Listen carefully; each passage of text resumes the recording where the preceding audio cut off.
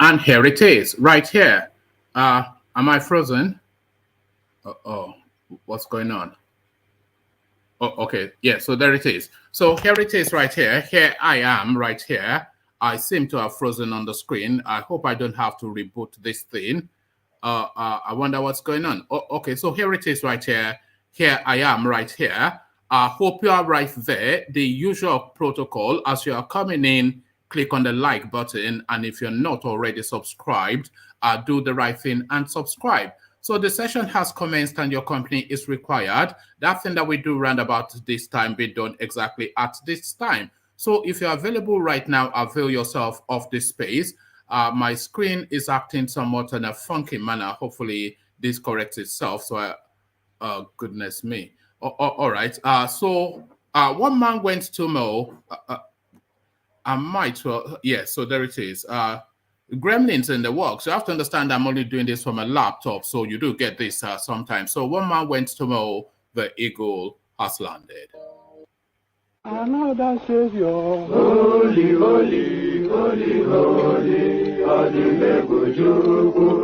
Another Savior, holy, holy, holy, holy, Adimebujuku. Well, this is Mobien. This is dedicated to the gallant heroes of the Nigerian Biafra War and IPO families all over the world. I remember the Nigerian Biafran War, in the thickness of the Biafra genocide. Hey, one man revived the vanishing hope to life. Let the great Biafran army to fight, and they were singing out, holy, holy, holy, holy, is another Savior. They were singing out, holy, holy, holy, holy, is another Savior. Holy, holy, holy, holy, is another Savior. Many years after the genocide, whoa, yet another great leader has risen up now. Oh, and he's leading the Biafrans to victory. In your madika, yabika kokwanam no wow. Hey, anamekele mazuche mefo. Manemo, it's an honor having you on board. When I'm singing along, holy, holy, holy, holy, is another Savior. Sing along, holy, holy, holy, is another Savior. When I sing along, holy, holy, holy, holy, holy, holy, holy, is another Savior. Getting moving right and getting moving fast now. Holy, holy, holy, holy, is another Savior. Holy, holy, getting moving right and moving faster. Never freedom. Is another Savior. Never freedom. Holy, holy, holy, holy, Nnamdi Kanu is another Savior. Another Savior, holy, holy, holy, holy, Adimebujuku. Another Savior, holy, holy, holy, holy, Adimebujuku. Well, this is Mobien. This is dedicated to the gallant heroes of the Nigerian Biafra War and IPO families all over the world. I remember the Nigerian Biafran War, in the thickness of the Biafra genocide. Hey, one man revived the vanishing hope to life. Let the great Biafran army to fight, and they were singing out, holy, holy, holy, holy, is another Savior. They were singing out, holy, holy, holy, holy, is another Savior. Holy, holy, holy, holy.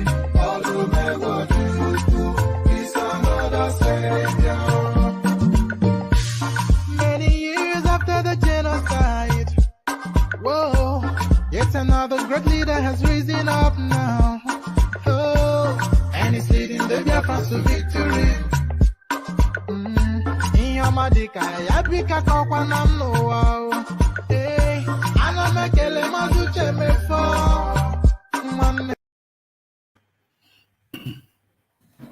And there it is right there. Holy, holy Nnamdi Kanu, the other savior, voices from the east. So holy, holy, as guys, I bring you this. Igbo Board of Deputies drag Pastortunde Bakare to court over hate speech, genocidal comments during sermon.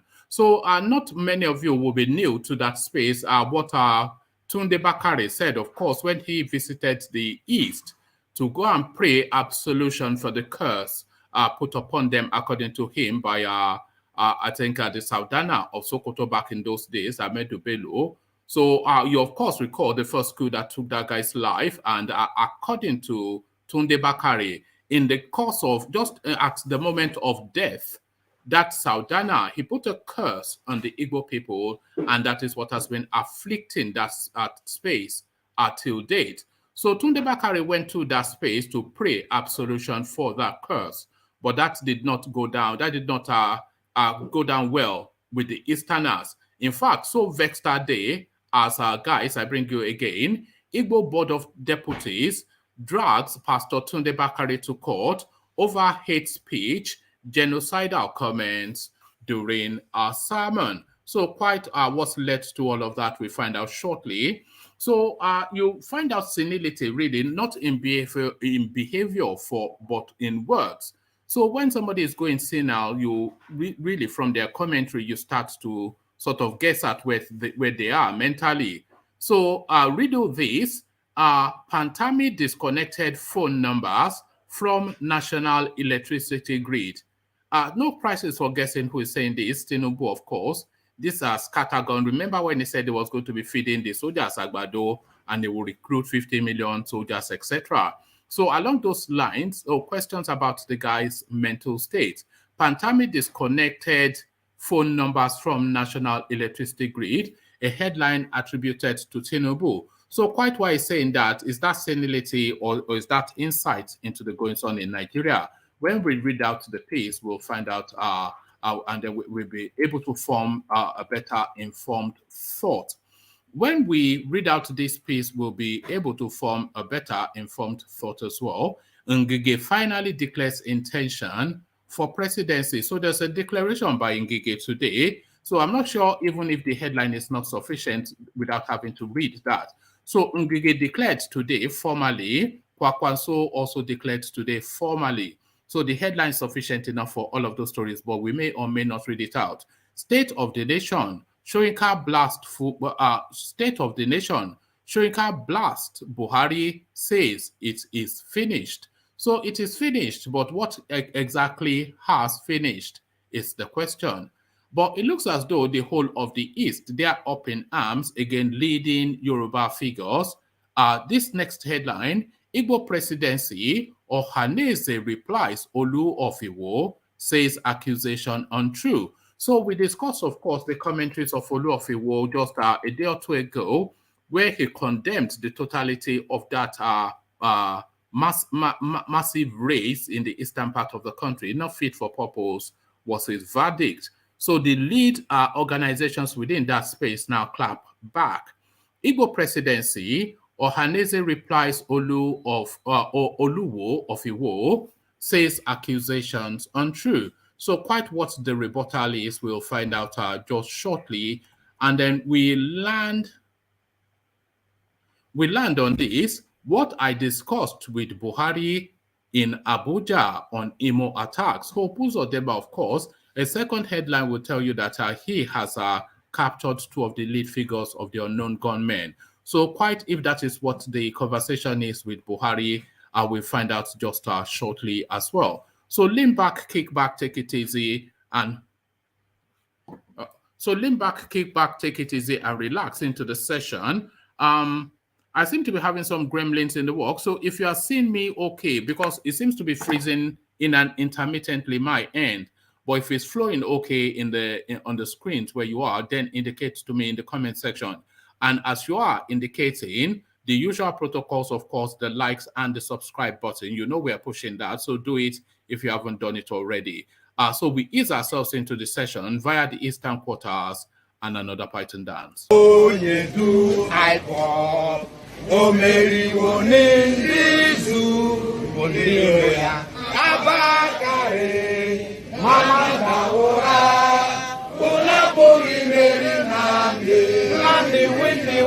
Python dance 1, Python dance 2, now Python dance 3. Unapoli Mary Nandi win the war. Python dance 1, Python dance 2, now Python dance 3. Unapoli Mary Nandi go onye do I more. O Mary Wonendizu Ngiroya Abakare Mamanda Ora, Unapuri Mary Nandi win the war. Python dance 1, Python dance 2, now Python dance 3. Unapuri Mary Nandi win the war. Python dance 1, Python dance 2, now Python dance 3. Unapuri Mary Nandi win the war. Python dance 1, Python dance 2, now Python dance 3. Unapoli Mary Nandi win the war. Python dance 1, Python dance 2, now Python dance 3. Unapoli Mary Nandi win the war. Python dance 1, Python dance 2, now Python dance 3. Unapoli Mary Nandi. And there you heard it, voices from the East. Nnamdi wins the war, they insist.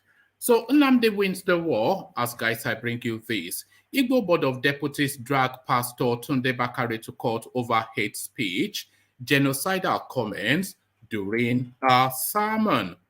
The Igbo Board of Deputies, comprising stakeholders of Southeast extraction, have vowed to take Pastortunde Bakare of the Citadel Global Community Church, Lagos State, to court over his alleged hate speech and genocidal comments against the Igbo people of Nigeria. The Igbo stakeholders, in a pre-litigation letter addressed to the cleric on Tuesday, said Bakare should recant his statements using the same pulpit within 7 days from the date hereof.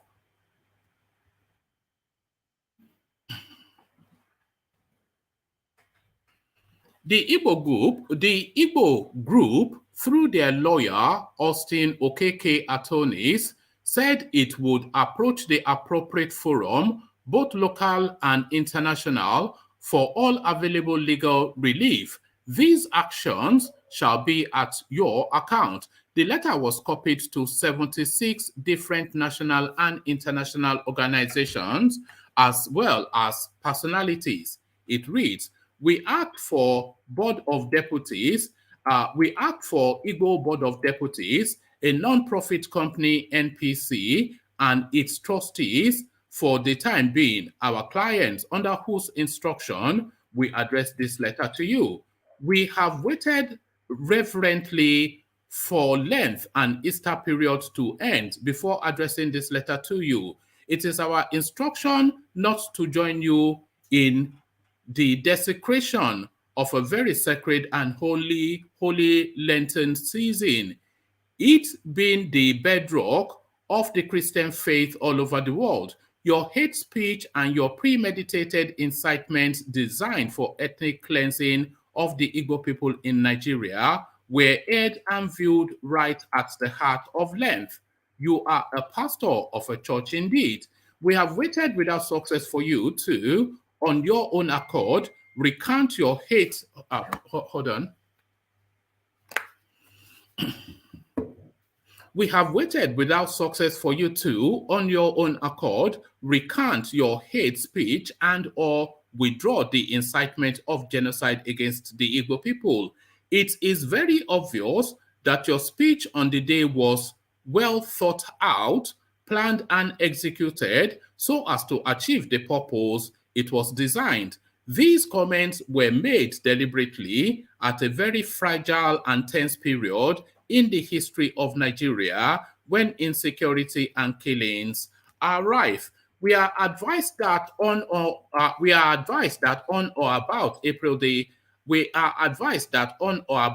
April 2022, you on the pulpit of Citadel Global Community Church in Lagos, Nigeria, your church, and before a multitude of congregants, worshippers, and viewers all over the world, made inciting comments against the Igbo people in the following manner. On the day the late Tafawa Balewa was killed, the Igbo soldiers arrested him, removed his turban, poured wine on his head, and forced him to drink, and then shot him. Whilst he was being killed, he cursed the Igbo race that they would never govern Nigeria. Here is the YouTube link for ease of reference, and it goes on to attach a YouTube link. We are of the view that your comments on the day were calculated to rouse and stoke hatred against the Igbo by a region of the country. These were the sort of falsehoods sold to other regions of Nigeria as part of the hate campaign that justified and resulted in the mass murder and subsequent pogrom against the Igbo before, during, and after the 1967 Nigeria-Biafra Civil War that reportedly claimed over 3 million lives of the Igbos. We are advised that your own account of the 1966 military coup, and in particular the death of the Prime Minister of Nigeria, Alhaji Tafawa Balewa, is false because you were not present and therefore cannot qualify as a credible witness. In this circumstance, we have been instructed to demand from you, as we hereby do, to recant your statements using the same pulpit within 7 days from the date hereof, failing which we have instructions to approach the appropriate forum, both local and international, for all available legal relief. These actions shall be on your account. We hope the above does not become necessary, and we do not wish you to enter into this quagmire. Kindly note that our clients shall enforce their rights and their resolve within the ambit of both domestic and international laws, unless and until you have publicly withdrawn your false comments. The fact that we have not exhaustively dealt with this matter, the fact that we have not exhaustively dealt with this matter at present should not be construed as a waiver, omission, and or novation of our clients' rights. All our clients' rights are fully reserved. We hope you find the above in order as we await your prompt reply. The letter was copied to the United Nations Human Rights Commission, the International Criminal Court, and the International Court of Justice. Also, it was sent to the President of Nigeria, Chief Justice of Nigeria, Senate President, Nigeria, Embassy of the United States of America, and the European Union and African Union, amongst others. So there it is right there. If there was ever an Unzobu chanting, that is Unzobu chanting right there. Pantami disconnected phone numbers from national electricity grid. Tinubu speaking. Bola Tinubu has said Nigerians were disconnected from the national power grid in one of several controversial comments he made during a recent campaign stop. On Sunday, the former Lagos State governor was at Onikan Stadium with thousands of his supporters and lamented Nigeria's moribund power infrastructure. And yet we started disconnecting from NIPP our phone numbers, Mr. Tinubu said, in an apparent mix-up of electricity and phone infrastructure. The NIPP is the National Independent Power Project, a part-work policy of the central government to liberalize power generation into the national grid. Communications Minister Issa Pantami disconnected millions of Nigerians' phone lines over claims that they were not enrolled by the National Identity Database.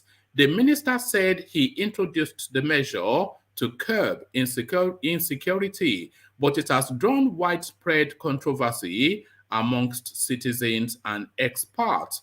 Mr. Tinubu has said previously during his campaign for president next year that he has a better idea for fixing Nigeria's acute power challenges, adding that the incessant national grid collapses could be traced to previous government's failure to accept his advice. Mr. Tinubu, however, failed to correct himself before the audience that electricity generation and mobile phone networks are different. Mr. Tinubu's mixture of both systems marks another instance of his embarrassing public statements, which experts said could signify mental health challenges. The 70-year-old politician said last year that the Nigerian military should recruit 50 million youths to fight unemployment, a statement his handlers later walked back. Earlier this year, he was caught on camera appearing to urinate on his body. He also said the permanent voter's card have an expiry date contrary to public knowledge and the position of the Independent National Electoral Commission. Mr. Tinubu's age has been subject of public controversy as some politicians who have known him for decades past insist he should be in his 80s and not 70s as he is officially claiming. He, however, maintains that he is in good health and can govern 200 million Nigerians successfully if elected, with his supporters often pointing to President Muhammad Buhari, who assumed office and spent months in hospital, as an indication of what is possible. So another Buhari essentially is what his supporters are telling us. This guy now is just senility. There's no equivocation about that. 2023, Ngige finally declares intention for presidency.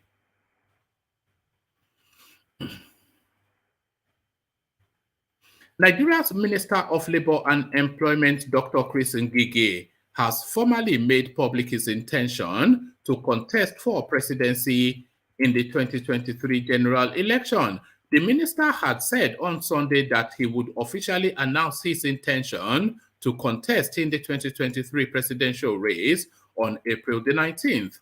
Ngige's media office revealed that the minister had been consulting stakeholders in the All Progressive Congress and the opposition party. The former governor of Anambra State revealed why he consulted members of the opposition parties when addressing his supporters at Amansie, a border town in Enugu State, after visiting Governor Ifeanyi. He noted that his presidential ambition had cross-party appeal. Correspondents understand that Ngige declared his presidential ambition today before a mammoth crowd at St. Mary's Catholic Church Allure, Idemili South local government area of Anambra State. The minister described himself as an aspirant well-equipped with years of administrative experience due to his 40 years of experience in public service. Ngige said he has a huge wealth of experience, capacity, and energy, as well as a large heart to accommodate the differences between Nigerians. Meanwhile, a plot to smear the reputation of the Vice President Yemi Osinbajo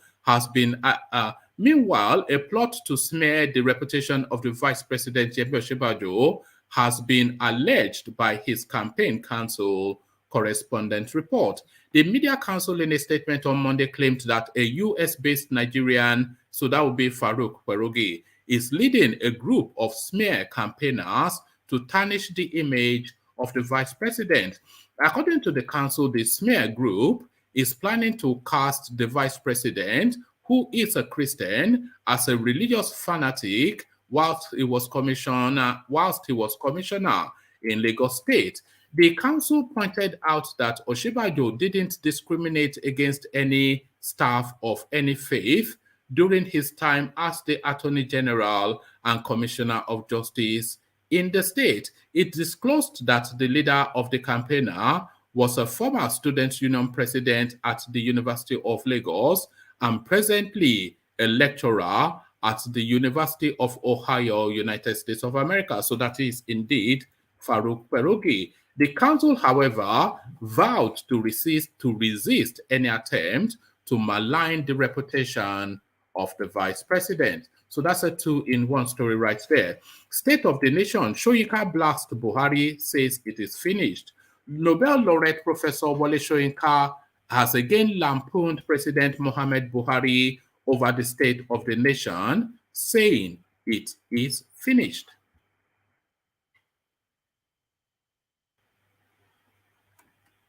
Pardon me, I'm trying to get rid of you know those ads that sometimes cloud your screen. Nobel laureate Professor Wole Soyinka has again lampooned President Muhammad Buhari over the state of the nation, saying it is finished. Soyinka particularly faulted the president's pardon granted to some Nigerians convicted for corruption, said Buhari had placed all his eggs in one basket, which has now squashed against Nigerian faces that they shall not forget or wipe off in a hurry. His position comes days after the Catholic Bishop of the Diocese of Sokoto, Matthew Kukah, heavily criticized Buhari over insecurity, corruption, and division in Nigeria. Kukah, in his Easter message on Sunday titled "To Mend a Broken Nation," the Easter metaphor, said Buhari has destroyed Nigeria. According to the bishop, every aspect of life in Nigeria has been destroyed, whilst corruption is enthroned. Soyinka, in a statement titled "A Putrid Presidential Easter Egg," backed the position of Kukah. He also agreed with former President Olusegun Obasanjo, who said Buhari's presidency had offered its best to Nigeria. The statement reads, "Easter greetings to you, Reverend Matthew Kukah, and to all your followers.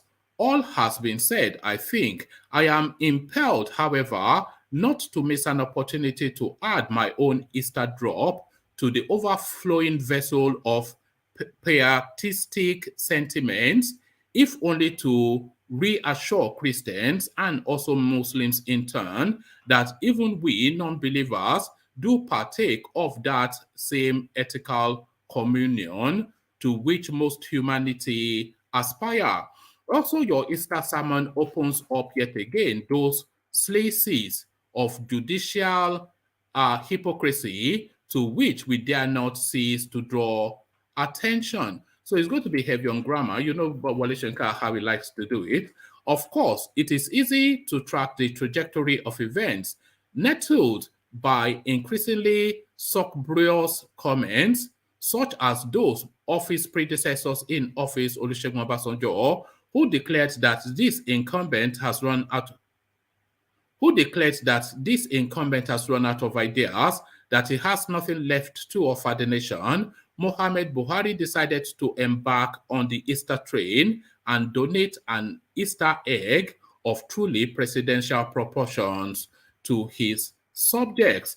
Coming from a leader who had placed all his eggs in one basket, labeled anti-corruption, this one egg smashed against Nigerian faces that they shall not forget or wipe off in a hurry. It evokes the legend of Pandora's box, whose contents are alleged to constitute all the ills that plagues the world, putrid to the core, allied to power provocations in numerous variations, such as catapulting numerous players in the mythology of a serving minister of justice to the hub of governance will. These define the nature of the bequest that has brought the nation to this moment of near dissolution. So that is Wole Soyinka, heavy on drama, but essentially damning Buhari. Let me give you the fullness of it, because it doesn't go that much more. If it was long-winded, I just left it because it's just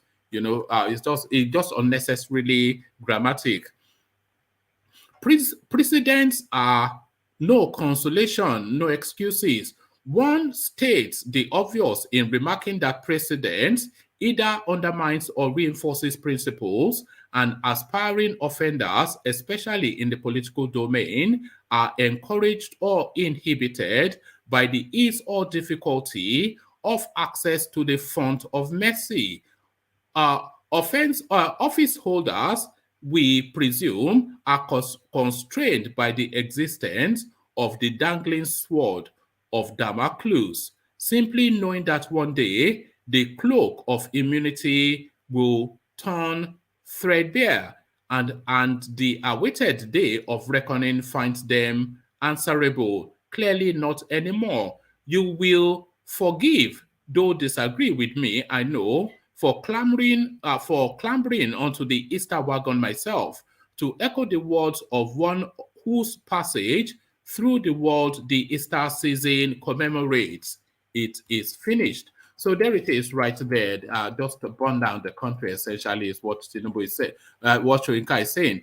But he is right. The totality of the entirety of what Soyinka is just saying there is that the one banner that Buhari anchored his totality on was that he being a Spartan, being a man of principle, and being a man that is fastidiously honest.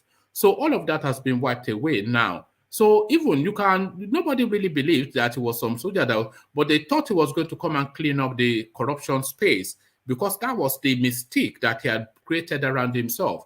So not only has corruption festered and blossomed and indeed then ballooned, mushroomed and ballooned under his tenure, he is now creating these templates that the people who are caught and punished are quickly released by presidential pardon. So what disincentive then is there not to steal? What punishment is the office holder in fear of to prevent him from stealing? When he knows that if he does steal, you scratch my back, I scratch yours. So some set-wide pattern in this dispensation, which sets the template for the next dispensation to pardon the next round of looters. So there is nothing to strike fear in the heart of the office holder. Pardon me.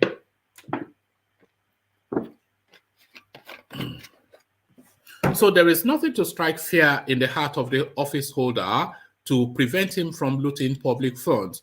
One, if he doesn't get away with it, he will get a pardon. He knows that. And Oshiomhole, of course, told us, come to APC and your sins are forgiven. So there it is right there. So on to the next, Igbo presidency. Ohanaeze replies Oluwo of Iwo, says accusation untrue. The Apex Igbo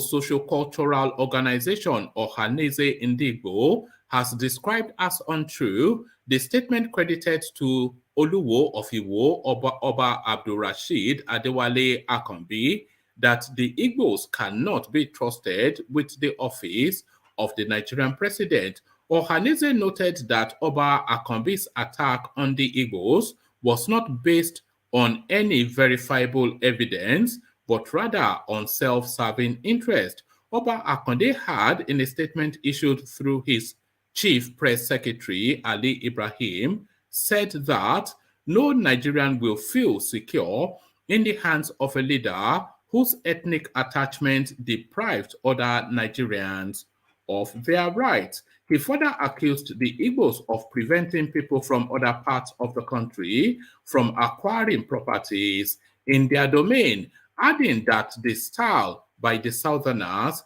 is barbaric. Reacting to the allegations on Tuesday, Ohanaeze President General Professor George Obiozo described the accusation as untrue and advised about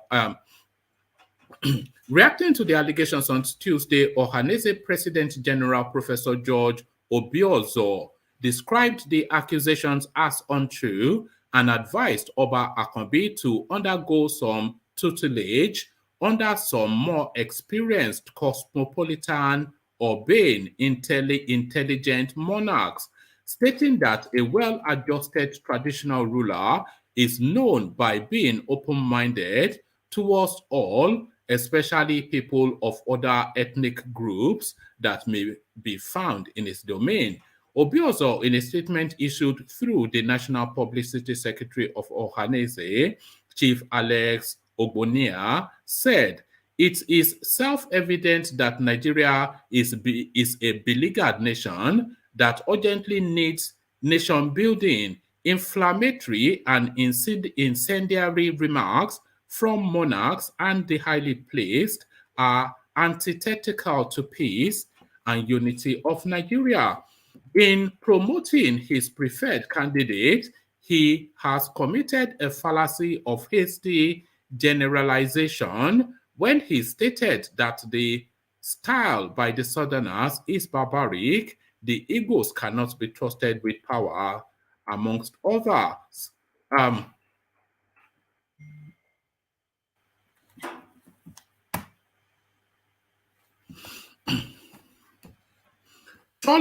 Surely such prejudice, innuendo, and vitriolic group vilification against the entire Igbo nation is most unreflective of a royal father whose primary duty is to sow seeds of unity in his kingdom and beyond. For the avoidance of doubt, the Igbos are adventurous nation builders.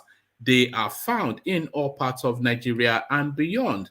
The wild claims that the Igbo prevent people from other parts of the country from acquiring properties in their domain or have an obnoxious policy of depriving of other Nigerians of their rights cannot be sustained.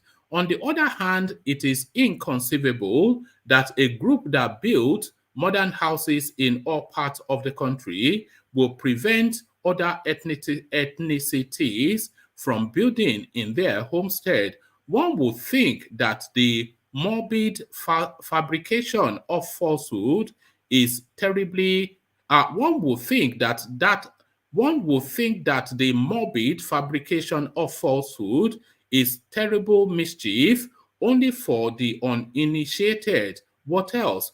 Oba Akonbi is drawn to his paradox, where he acknowledged the damage done to the Igbo during the Civil War and at the same time condemning the agitation by Igbo youths, such as the ESN, for their clamor for inclusiveness based on equity and justice after the 53 years of the Civil War, the statement reads. So that's the back and forth then between the Igbo nation and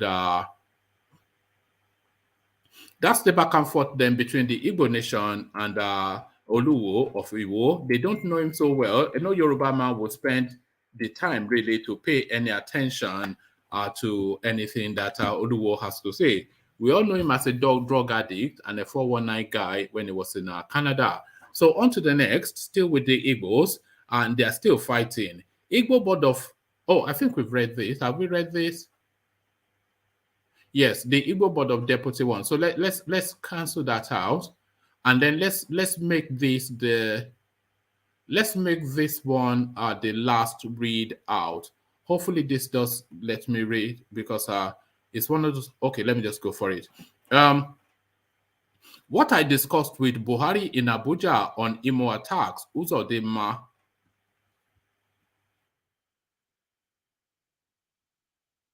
Bear with me. It's one of those tricky websites that quickly flicks to some advert.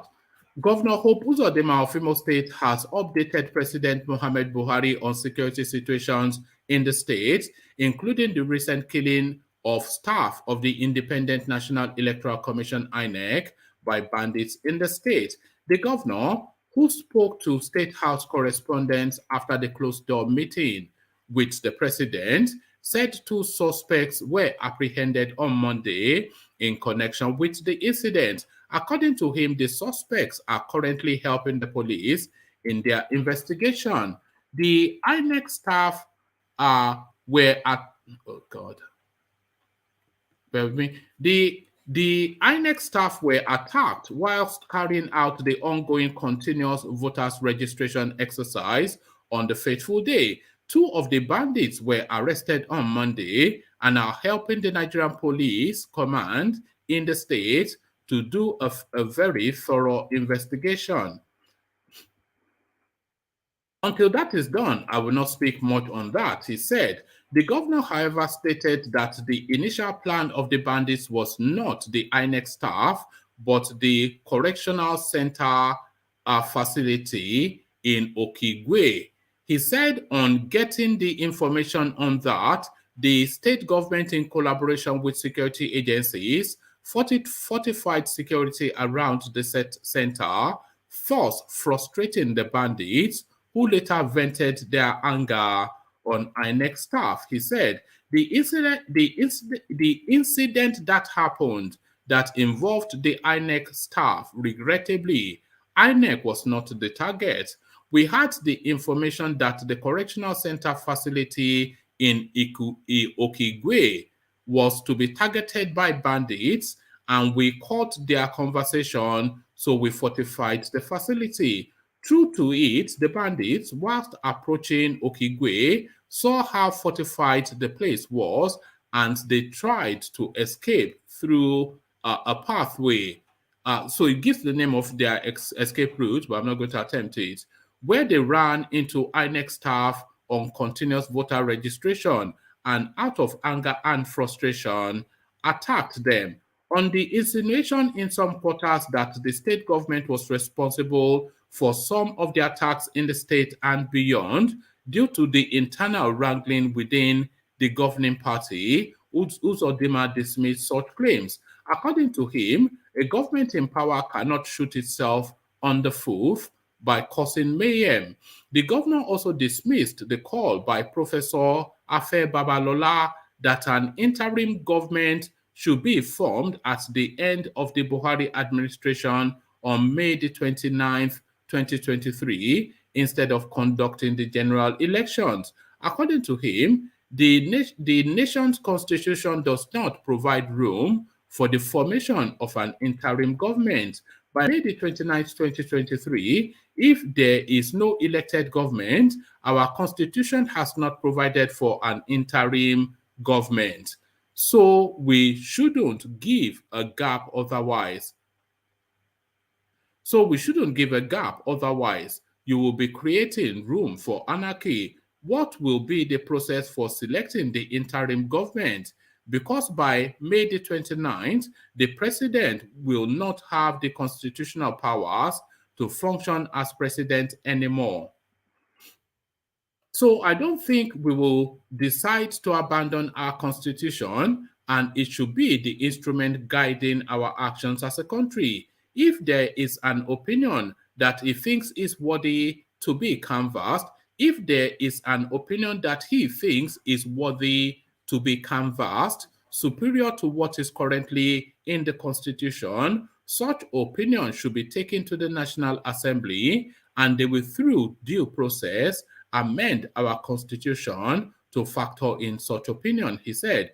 UZODINMA said he also updated the president on the progress of work on 2 reconstruction of federal roads located in Imo. He said he had gotten the president's approval to work on the roads Owerri Olu and Olu Okigwe, and the affected roads will be due for inauguration in May. The roads are almost 95% completed, and by next month they will be completed, and the president has graciously approved that he will be there to do the inauguration of the roads. So there it is right there. That, I'm not quite sure if the time spent on reading that.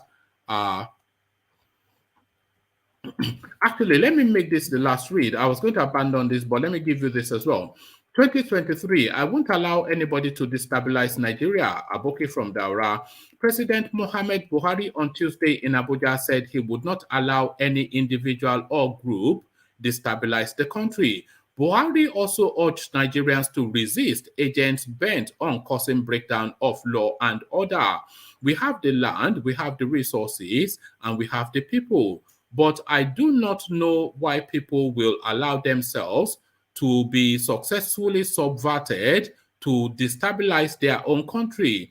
The president said at an iftar dinner with governors, ministers, and head of government agencies. He thanked the governors and ministers for honoring his invitation to break the Ramadan fast and expressed confidence that in spite of the current security challenges, the country will succeed. Speaking on the forthcoming general elections, Buhari said that being beneficiary of free, fair, and credible elections, the introduction of technology and the permanent voters card will make it possible for anyone to claim millions of votes again in the country. So I'm not quite sure if the time spent on that was actually what the time spent on that. So there it is right there. So let's see what's going on. Hold on. Oh, all right, so there it is, like right there, and I've got Ete and Ajan Lekoko joining us. So good to have you both, gentlemen. So let me go first to Ete then. Ete, are you ready to go? We don't have Ete. Yes, I am. All right, good. So good to have you. Good to have you, Ete. So let me come to.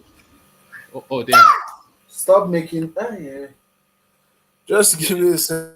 Oh, all right. So no. It is playing daddy. You know, just from that little, we had more sense in that 2 seconds than we've ever heard from Ete himself. Maybe we should have your daughter on, because all you ever talk is just yam in here.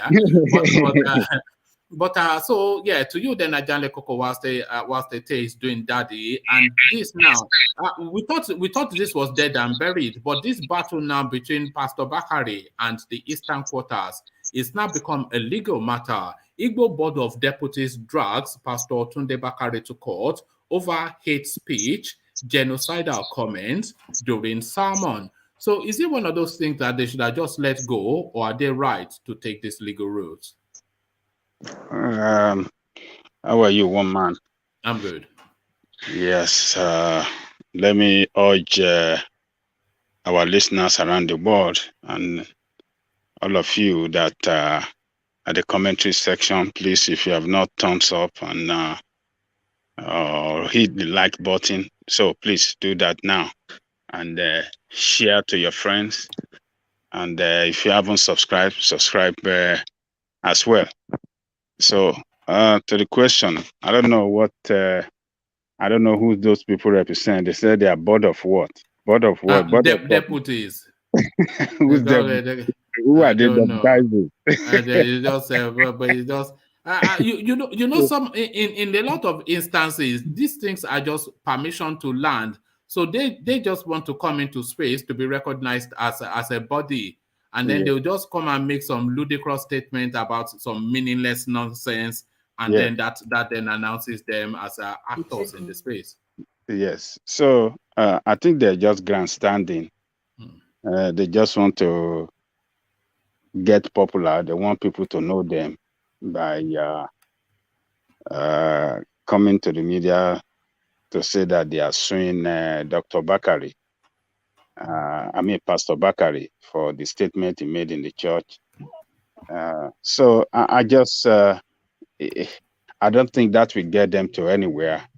They cannot win because there's nothing to substantiate in that video that he was.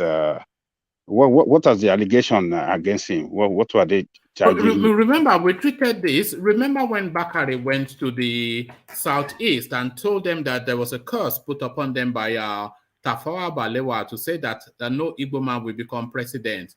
Yes, I remember. What I'm saying, this board of governors, what are they charging him for? Well, what are they? I mean, they are charging him for they are charging him for false, making a false statement to incite other ethnicities against their ethnicity, and they have written him a letter via their lawyers, copying in the United Nations, the United States, the European Union, Abubakar, you know, everybody.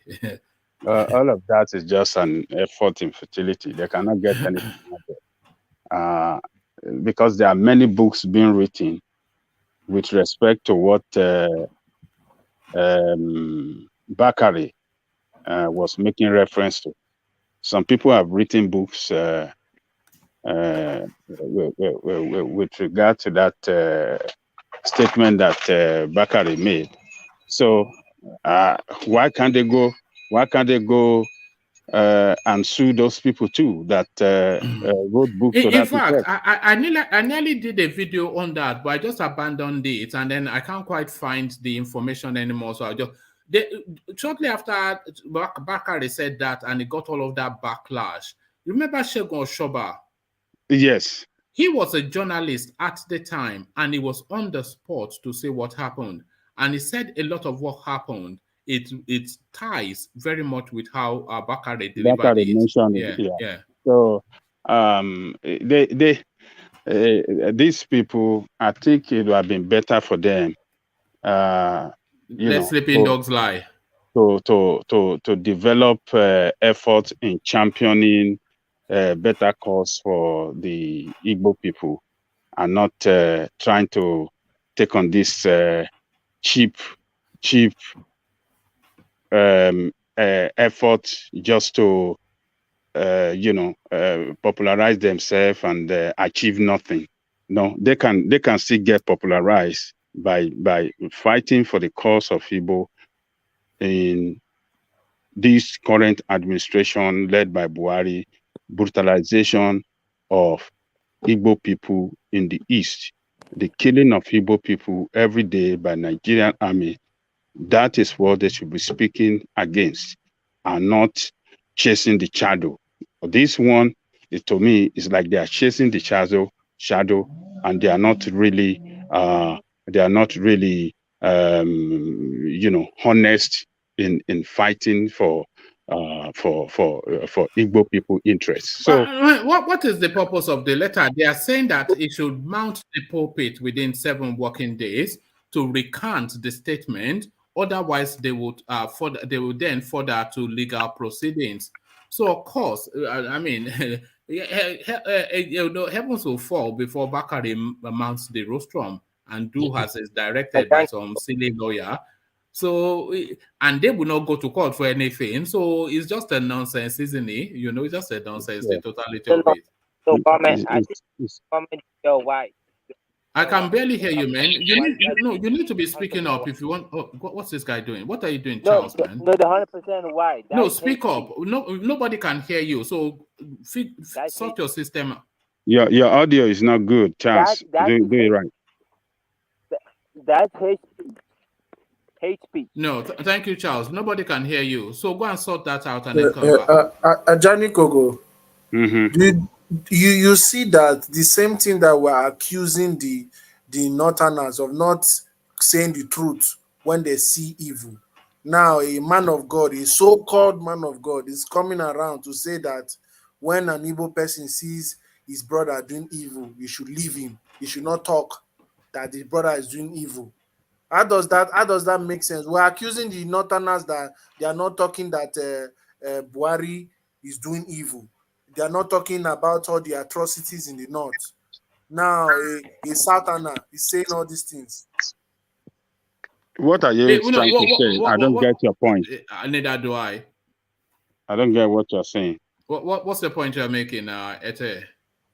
Yeah, the point I'm making is this. I saw the video of his sermon. You understand? He was saying that Igbos is the problem of Igbo. That when an Igbo person is doing a wrong thing, a Igbo person will correct him in the public. No, that wasn't Bakare. That was Suleiman. You're mixing it up. Yes, sorry, Suleiman. That's the person I'm talking about. Suleiman, yeah, that was Suleiman. So, yeah. I'm saying that thing that Suleiman was talking about, is that not the same thing that we are accusing the Northerners of doing? We are not talking about Suleiman. This talking point right here is about what do you call it? What we're talking about was that about a week or so ago, even just under, Pastortunde Bakare went to the east, and in his course of his prayer, he sermonized that the Easterners, they were under a curse put upon them at the point of death. by Tafawa Balewa that they would never come to good and rule Nigeria. And he is saying that that cause is what is holding the Igbo space back. And he was there to pray for absolution. So he thought he was there on a do-good mission, but that didn't quite go down well with the Easterners, and they've been chasing him around the country ever since. So this lawyer now acting on behalf of a group has now given him a 7-day ultimatum to withdraw that offer to pray for the East, or they will take to legal proceedings. And they've copied the United Nations, America, European Union, and everybody in this now act of aggression against Is it the pastor. same Bakare that is declared for president? Is it the one that says he wants to be president? There are no two of them now. It has to be the same one. Wait. And he's coming out to make that. Why is the cause failed? Because the south of which we have today was the eastern part of the country in those days, and they've ruled Nigeria. So what is he talking about? Where is a good you see what's going everybody's system in days of prophet in those days. So what is he saying? What he's saying is nonsense. Hold on, Ete. That's why they say that can you hear me, pastors should not come and you can't hear me. Yeah, can you hear me? Yes. Can you move around a bit, because your system is dipping in and out heavily, just like Charles was just then. All right. Okay, let me adjust it. Yeah, that's better. If you can hold that spot, yeah. So these people, they're just grandstanding. They don't really fighting for Igbo's interest. They just want to get popular. Just like I said, they can do better than that by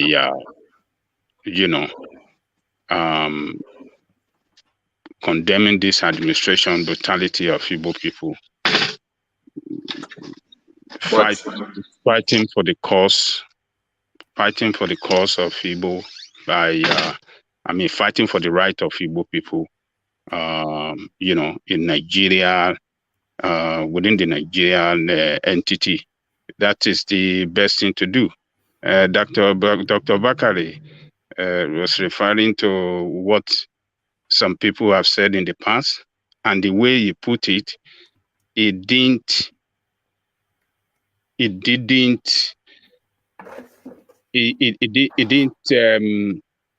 wasn't meant as an act of aggression. It was not. It wasn't. It wasn't an attack. It wasn't an attack. It was just referring to it and was praying. It ended up with prayer that cause, according to the history, what the history said, that cause should be eliminated. That is what he was doing. He was just praying for the Igbo. It was just saying that Igbo were part of Nigeria.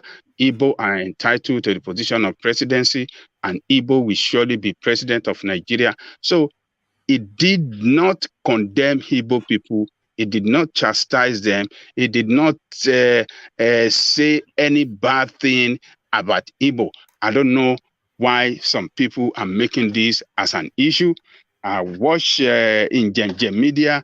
He was crazy on that day. He was misinforming his viewer on his platform, and he was talking all sort of nonsense. And some people, follow that up with anger and tribal. They injected some tribal sentiment into it. Remember, Ajane Koko, that a lot of them came from that space here to come and vent the anger that this guy had. He had instilled in them. They came to vent the anger that he had put in them in this space. Remember? Yes. One of them was Zero. Who is that? It's Babati. Oh, one of them was Zero that day. He was very, very angry until when we played the video. You remember, you shoot for the video and you played. and he said, "Oh, I didn't know this is how it happened." He finally agreed that this man did not say anything bad about Igbo. So it will be. I know that they cannot win. They can't get anything out of it. They will be defeated at the law court. It's just simply an issue of, freedom of expression. He didn't make any insightful statement against the Igbo. He didn't make any derogatory statement against them. So what are they talking about? Yeah, Aja, please let me ask you. Compared to what you've heard from the north, those rhetoric from the north, what Bakare said is very mild, in my opinion. It was not even an attack. It's very mild. So when are they going to sue imams from the north? Would they even dare sue any imam from Kano for saying something ridiculous, even worse than that? They will never do that. It's because the pastor and it's a soft target. That's my opinion. It's something you can easily just pick up and mess with. And how does this lawsuit help your cause to become president? You are making your case worse. You are further dividing the country to not even trust you further by doing this. So I don't know what the point of this so-called lawsuit is. And this online uproar about in the media, I saw that too. I thought it was a so-called intellectual. For him to have taken that route, I was surprised. Sorry, I was. Oh, you watch it too? Yeah, I'm like, what is this guy talking about? I was shocked on that day because I so much respect that guy. I like the way he presents himself. I'm like, guy, you are. I was shocked. So I was amused. I'm like, why would you, as a leader of your group, do that? So it's fitting into this narrative of the Yoruba betrayed us thing that people still have in the back of their minds. So it's fitting into that narrative. But my bigger point is that it is sad to watch the leadership in the East lose focus on the ball. And like we've said here before, if you miss this turn, that means for the next 16 years, you won't take this presidency.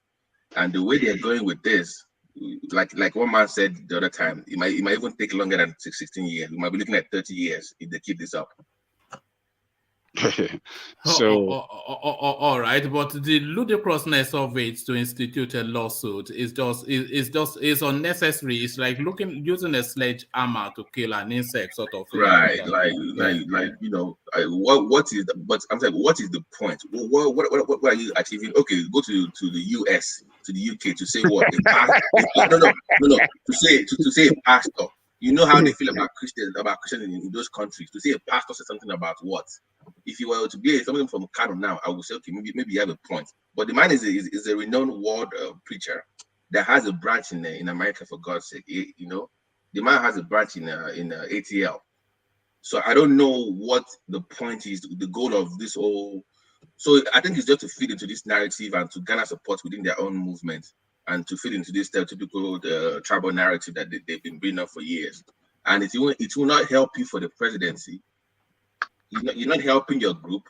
Peter Obi is fast going into relevance. Nobody's even talking about the guy anymore. And yet you are here filing lawsuits against pastors all over the place. I don't get these people. I'm sorry. All right.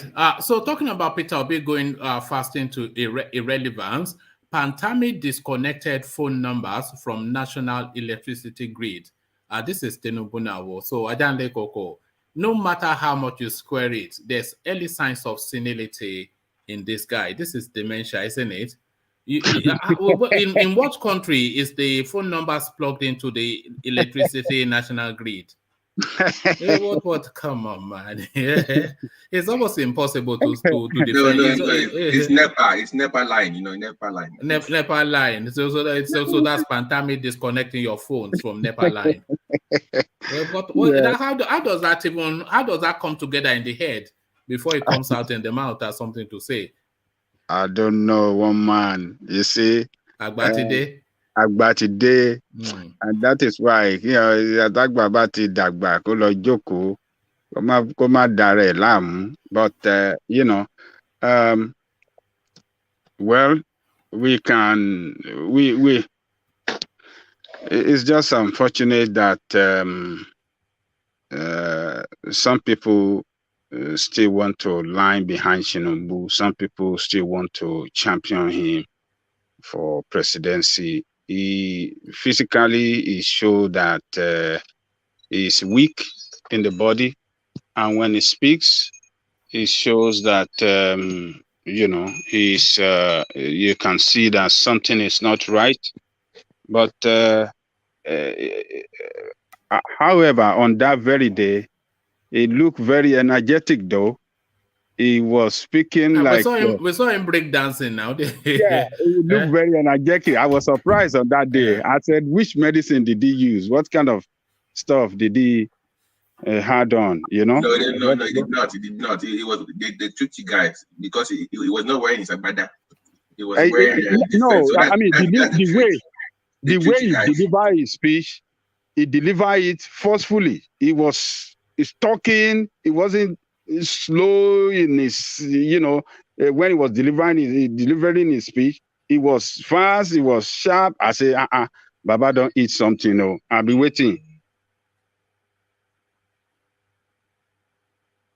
Hello? All right. I think we've lost Ajanle Kokosombo. So who have we? All right. Yeah. Yeah. Yes. So there's a second half to that piece.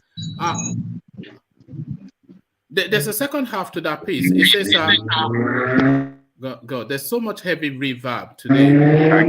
Oh no, Ajanle Koko, let me come off you because the background noise is just too much. Let me go to Babati. The background now is too heavy. What did you say? The background right now. No. What did you say, woman? Heavy background. Yes.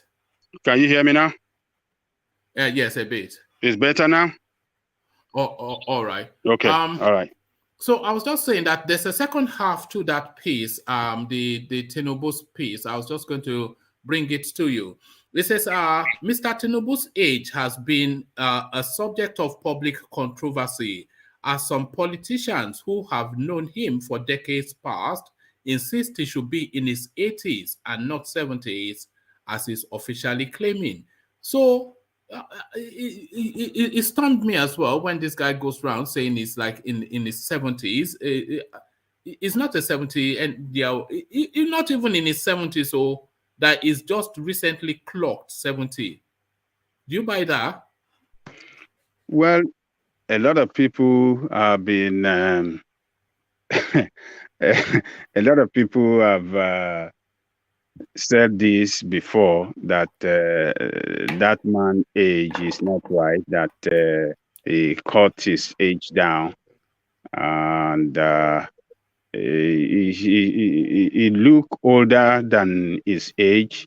But at the same time, if we cannot find any proof to show that that is not his right age, we just have to accept it the way it is.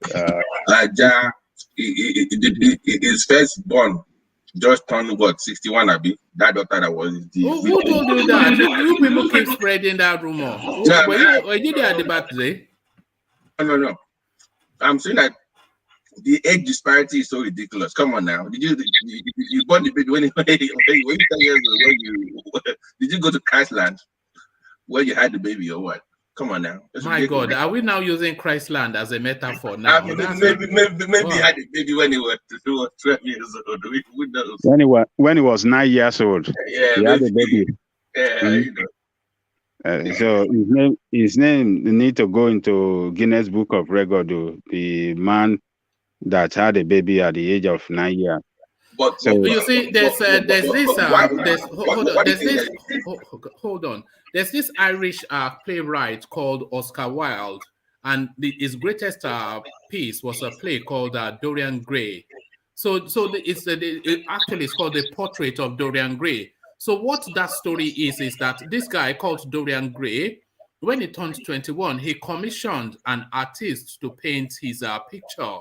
So the artist painted so realistically, it was almost as though it was a person in that picture, but there was somewhat evil in that eye. So this guy, Dorian Gray, he then took that portrait and went and hid it in his attic. So years came and years went, but this guy, he never aged beyond that day. So we go out, because he was a socialite, man about town, all his friends turned 50, etc., etc. But he never aged beyond that date. It was just. Okay, let me abandon it. No, that one did not work because you said that the man used a way. It's just an Irish play. I was actually essentially using it as a metaphor for Tinubu, who seems to be getting younger.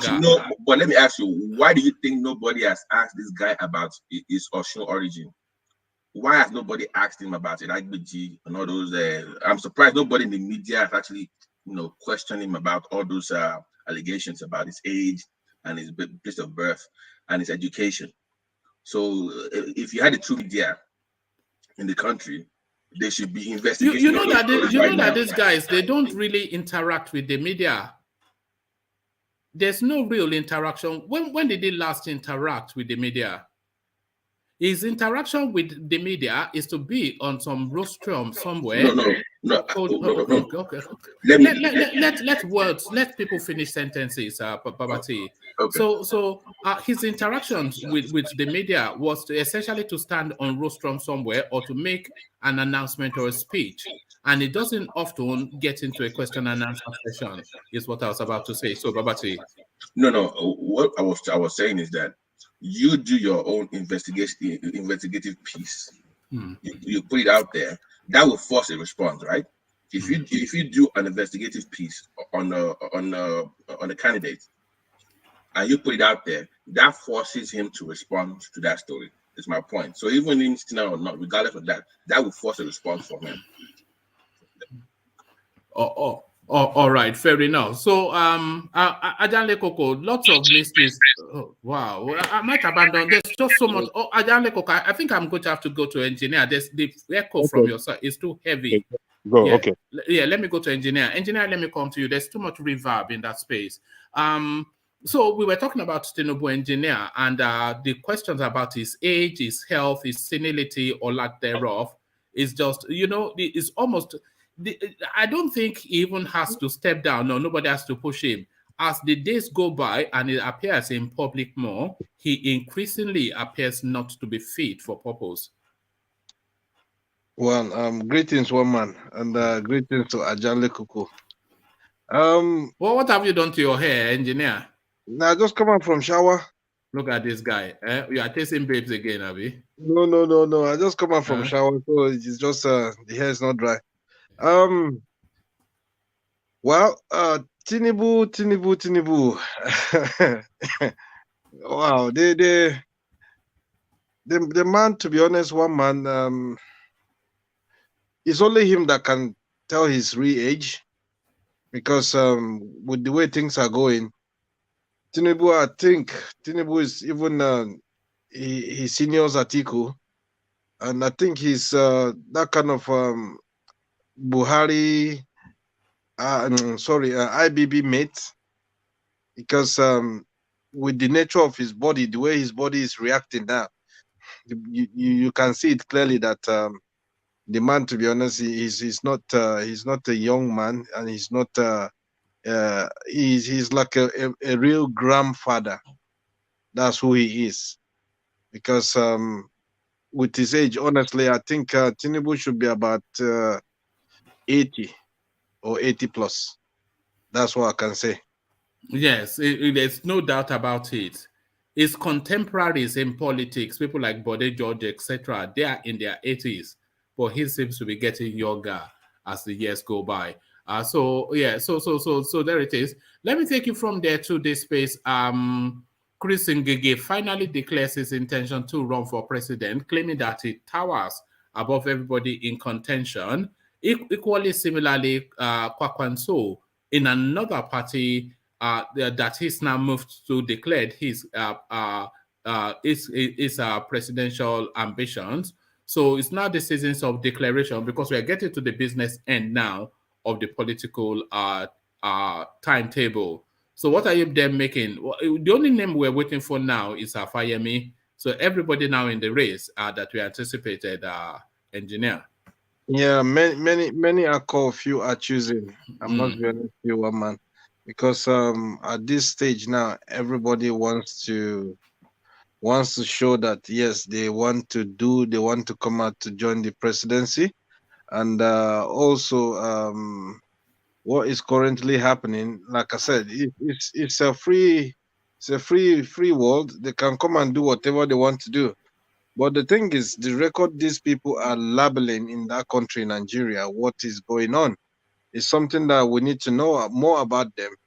Like, for instance, anyone coming to said, okay, they want to become Nigerian president, what they need to do is they need to check their record. What have they done so far in the past, let's say 8 or 16 years in power?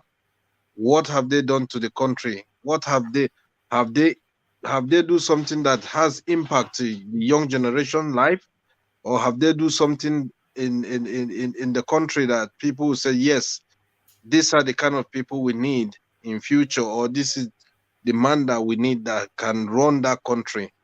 But if anyone wants to come out to say, okay, they want to join the presidency, all the best. But something we need to realize is not he or she that start the race that will finish the race.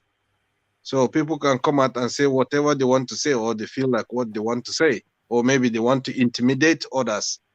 So it's a free world. We're in democracy. If they want to do whatever they want to do, all the best. Good to go. All right, brilliant, engineer. So, still with we go back to the eastern space. Igbo presidency. Ohanaeze replies Oluwo Of Iwo. So you heard the accusation. Were you here when we covered the Oluwo Of Iwo when he came in? So what he had done, he said that it is impossible for an Easterner to be president of the country because they are so tribal that people people from other parts of the country cannot go to their space to own property, and there's a deep suspicion that they are somewhat still hung up on the Civil War thing. So all of that narrative, all the traditional narratives that they throw at the East, but it looks as though what especially upsets the Easterners is that a senior man of Oluwo's standing made this comment. So Ohanaeze comes back in somewhat of an insultive tone. So what are you making of Oluwo's comment and Ohanaeze's response? Well, man, I keep saying it on this platform, and I will continue to say it.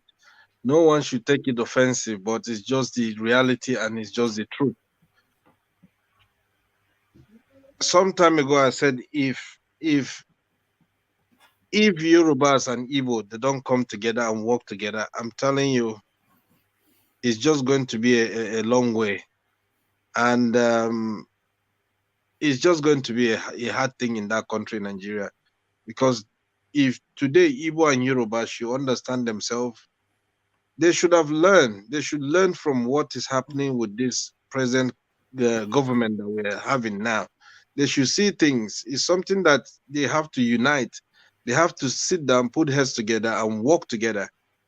With all this thing that is happening, they have seen it. Buhari has made it clearly to them that he's just there for his people, Fulanis, and he's doing well for his people. Look at what is happening.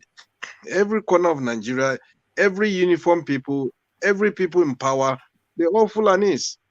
So what does that tell you? Nigeria, we have been there for that long. We have Igbo, Hausa, Yoruba. They are in currency. Most of the three major languages, they're in Nigerian currency. So at least they should see things now and start like having that kind of unity in between themselves. Now, in another way now, what do you think the Fulanis will be saying? They will be pointing fingers on the Yorubas and the Igbos that look at them. They want to start fighting for presidency because there is no unity in between those two regions. And it's something that they need to, honestly, the day Igbo and Yoruba will sit down and discuss things and make things for good, honestly, Nigeria will be straight.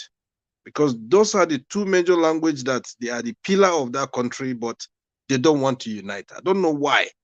This thing is ongoing something. Anywhere we go, any places, it's like there's a little bit kind of barrier between the Igbos and the Yorubas. I don't know why. It's something that's very, very, it's completely unfair, and it's something that they need to really sit down and sort this thing out once and for all. Do you know what I speculate, engineer? Because what you are saying is right. There's always just this element between the Easterners and the Yorubas. So I speculate that the Easterners and the Yorubas, they are very similar in so many ways, and they are vying for the same spot. They are equally as educated as each other. They are equally as intelligent as each other. They occupy pretty much the same space as each other, but and they are fiercely, proud of their history and culture. The Yoruba man is fiercely proud of his history and culture. The Easterners, they are fiercely proud of their history and culture. But rather than them to blend into each other, one is insisting that the other one give way to him so that he can be a foot ahead. So is who actually is a battle for supremacy is what I really read into that somewhat tension that you see between the Easterners and the Westerners. Because honestly, one man, Nigeria is a lovely country. It's a good country. But with the coming of Buhari, it's an open eye to everybody in that country. Whether you are other language, you're this, it's an open eye. And this is the best opportunity now for the Easterner and the South, the Southwest. They should sit down, discuss this thing. Honestly, how can we get that power off from that Fulani zone? Because the Hausa people, they have no say. That's 100% guaranteed. They have no say because the Fulani, they boycott them, they overthrow them, and the Hausa are just below the Fulanis. But the main issue now is what are the things that the Yorubas and the Igbos will sit down and discuss, because they have to find solution to that country. Just like you said, if you come in terms of Akada, they are good in that. The two region, they are perfectly. If you travel worldwide, you see Igbo, you see Yoruba. If you travel everywhere in this world, you see them there. They have that brain, they have that creativity in them. But the question is, what is happening in Nigeria between the Yorubas and the Igbos? It's something they need to, honestly, if they can call all the traditional leaders from Igbo and the Yorubas, let them sit down and make sure that they discuss things very well. Otherwise, engineer, they get bad leadership. That is the problem. Not the people, but bad leadership. So that when they are divided, those leadership make gains. That is when they make gains. That is when things work for them, for their own selfish interests.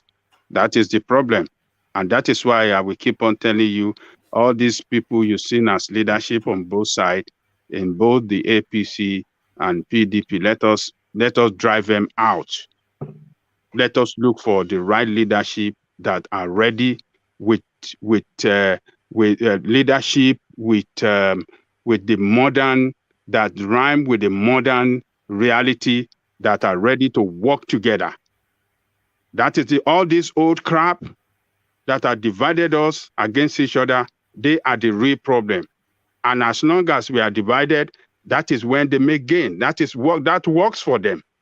And they uses that to make bargain, to create way to get to be wealthy, and make some good money into their pocket. That is just it. The people are not they are not the problem. Do you not see Igbo man and Yoruba man doing business together? You see them, but when it comes to politics, the politicians, the political leaders, yes, they will cause problem. They will drive tribal sentiment, and people, people that cannot think for themselves will follow them, and that's why it works for the leaders. So we have to drive them out. Yeah, but Ajale Koko, like, okay, let's say for today, what can things go in place to kick the APC and the PDP out of that power, and who do you think we're going to vote for?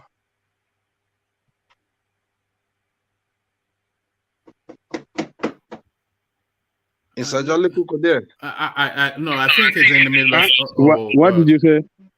Yeah, I said in terms of the APC and the PDP, let's assume today, what party will these people, what party is Nigeria going to have to start mobilizing people and to make sure they kick this APC and PDP?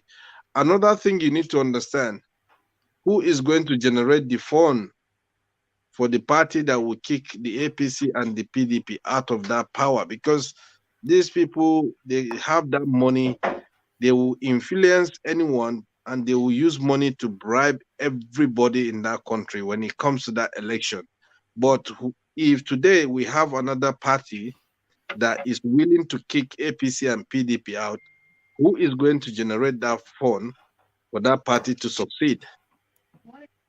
One man, sorry, engineer, let me tell you, you cannot eat your cake and have it, and you cannot have it both ways.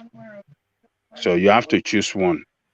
If you want to say because of money or because you want to eat now, you don't want to do the right thing, then what you want to eat now, you will eat it now, and tomorrow you'll be hungry, you don't have anything to eat, and you just sell your future off easily like that. The money is secondary. The most important thing is that will by us, the sacrifice you want to make. We have to make sacrifice. We have seen it all. These people from both parties, they constitute the leaders, the leadership, our leadership. And they have not done good for us from both sides. All the leaders in that country, you see them in those two parties, all the political leaders. So if we still want to maintain these political leaders, or still want to follow them as our leaders, they won't lead us to nowhere. All they know to do is to divide people, and they make their money from there. They're using the people to make money. But people, at this time, we have seen it all. We have followed them for too long, and we are not getting anything out of it. But what we are getting out of it is just a continual darkness that we are put into perpetual darkness, and we have to take ourselves out of that darkness, and look for the light. So to get the light, the light, and the light is for us. The action to get the light is to take them out. These are not good leaders. The good leaders are gone. Good leaders that sacrifice for their people. These ones, they are users. The good leaders are gone. Those are Awolowos. Those are the Umbadiwe. They have gone. Amadu Bello. What do you call them? They have all gone. All the ones you see, even in the north. What have those that constitute themselves as northern leaders, what have they done good for their own people? But if you go and read the history of Aminu Kano and Tafawa Balewa, you can see what these people did for their people. They work hard for their people in the north. Even though we can say, okay, they didn't educate their people more. But the little they do, they sacrifice. They were not rich people. They were not rich. No. And they live a very simple life. Look at all those constituents. Don't you see them? They live in a secluded area, big cars, children abroad. These are not leaders. They are users. They uses the people for their own benefit. That's it. So that is it. Just a sacrifice. We cannot make sacrifice. Then we destroy our future. We destroy ourselves now. We destroy the future of our coming generation. That's it, engineer. Yeah. Well, fair enough. But do you see any party that will come and defeat PDP and APC today?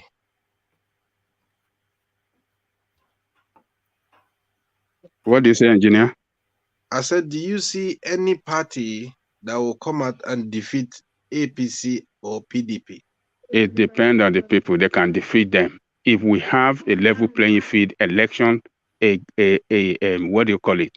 A transparent, a well-organized election and transparent election in Nigeria that devoid rigging, they will defeat them. You think they are How are popular? you sure that? How are you so sure that these parties are not the will of the people? They have Why been are you so? rigging the election. One man, go and check the record. These people have been rigging. They have been rigging themselves to Not power. sufficient to the level that one of them will not be the government. They have been rigging the election. They have been looting your resources to rig the but not election. sufficient to the level that one of the parties will not be the government. Go and look. Rigging, no, we know they rig. But what I'm saying is, even without rigging, there's a likelihood that even if people vote of free will, they will still vote for this party over and above any other party. Go and look at the number of people registered 499. But the number of people registered against people that voted, that will tell you that they are not popular. A lot of people don't come out to vote because they have seen that they are not practicing democracy the way. A lot of people hate them that sit back home, don't come out to vote. You think they don't want to vote? Why did they go and register when they don't want to vote? But they see a situation where they will take out violence there, thuggerism, and they kill people. A lot of people are scared. They will not go out on election day to vote. But when the election is based on issue, election is based on what do you call it? It's based on issue, and they see that the leadership show a level of sacrifice, and they relate well to the people. People will come out and vote for them if they base their campaign on issue, and they work hard and fulfill their electioneering promises. People will come out more to vote. But because they did not base this thing on issue and they don't perform, people don't feel energized to come out. So if we have, you see, I'm not convinced that even if we have a level playing field and the elections were free and fair, one of these two parties will still not win the elections, because people in Nigeria, they vote for mythology, they vote for personality, and all of the big personalities are often in those parties. So the idealist that will theorize what works, the Pastortundes, the Showores, the Mogalus, the Nigerians would never really rhyme with these people, free and fair election or not. Even in the freest election we've ever experienced, the president still likely to come either from APC or PDP. Well, that is the way you see it. But I'm telling you, that's the reality of it. It is not the reality. They have been rigging themselves to power. They've been looting resources. They've subjected people into poverty and bribery. When they rig themselves, who do you think they are rigging against? Who did that? It's against each other. Yes, exactly. So they're not rigging to so that's exactly the right the answer. What I thought as well. They're rigging against each other, and they rig out party that, like that of Showore party, they will rig them out completely. And so they're not rigging against Showore. They are not rigging against Kwakwanso in his new party. APC is rigging against PDP, and PDP is rigging against APC. Yeah, because both of them, in a level playing field, one of them will always. Both of them, there is no difference between both of them. They are bed of the same fella. They just share themselves into two parties, and they just, and they contest election. The biggest names in politics are in either of those two parties. It is not one man. If you have level playing field, some other party people will vote for other party and defeat them. But because I'm saying the biggest names in Nigerian politics. Forget about those failures. Whether they are corrupt or not, but the biggest names in Nigerian politics are don't champion failure. They are failure. Don't champion them. Don't tell them. I'm not championing them, but this narrative that they always rig themselves in. Yes, in a fair election, they will still beat everybody. They will not win. If we have level playing field, they will be defeated. But they control one man. They control all the resources in Nigeria. They control the police. they control, they rig all the time. They rig, they corner the wealth of the country, and they rig themselves to power all the time. That is what you see. It is not, they are not popular. That is why you will see out of a number of people that registered voter, you will see 15% or 20% coming out to vote. For example, in Lagos, APC said that they have 10 million voters, 10 million registered member in their party. But on election day, you see they have 700,000. On election day, 700,000 or 800,000 voted for Sanwo-Olu against 10 million they said they have on their party register. Look at that disparity. How can you? How can you? What kind of? How can you measure it? How can you measure that disparity between that to 800,000 to 10 million? So they can have in their own party, at their own member. Not but that's public. voter party now. That's global. In their That's own global. media, it's not global. That is fraud. It's not Voter global party. like that. There's not or there's not voter apathy globally. No, you don't understand what I'm saying. I am saying they claim to have 10 million in their as a party register.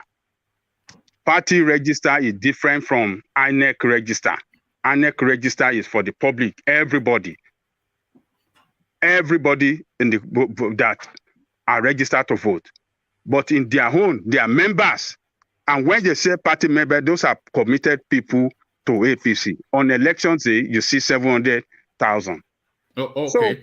So what I'm telling you is that we don't have a level playing field in Nigeria that encourages people to come out and vote, and they use. But that 10 million, surely they are just abstract figures. They are newspaper figures now.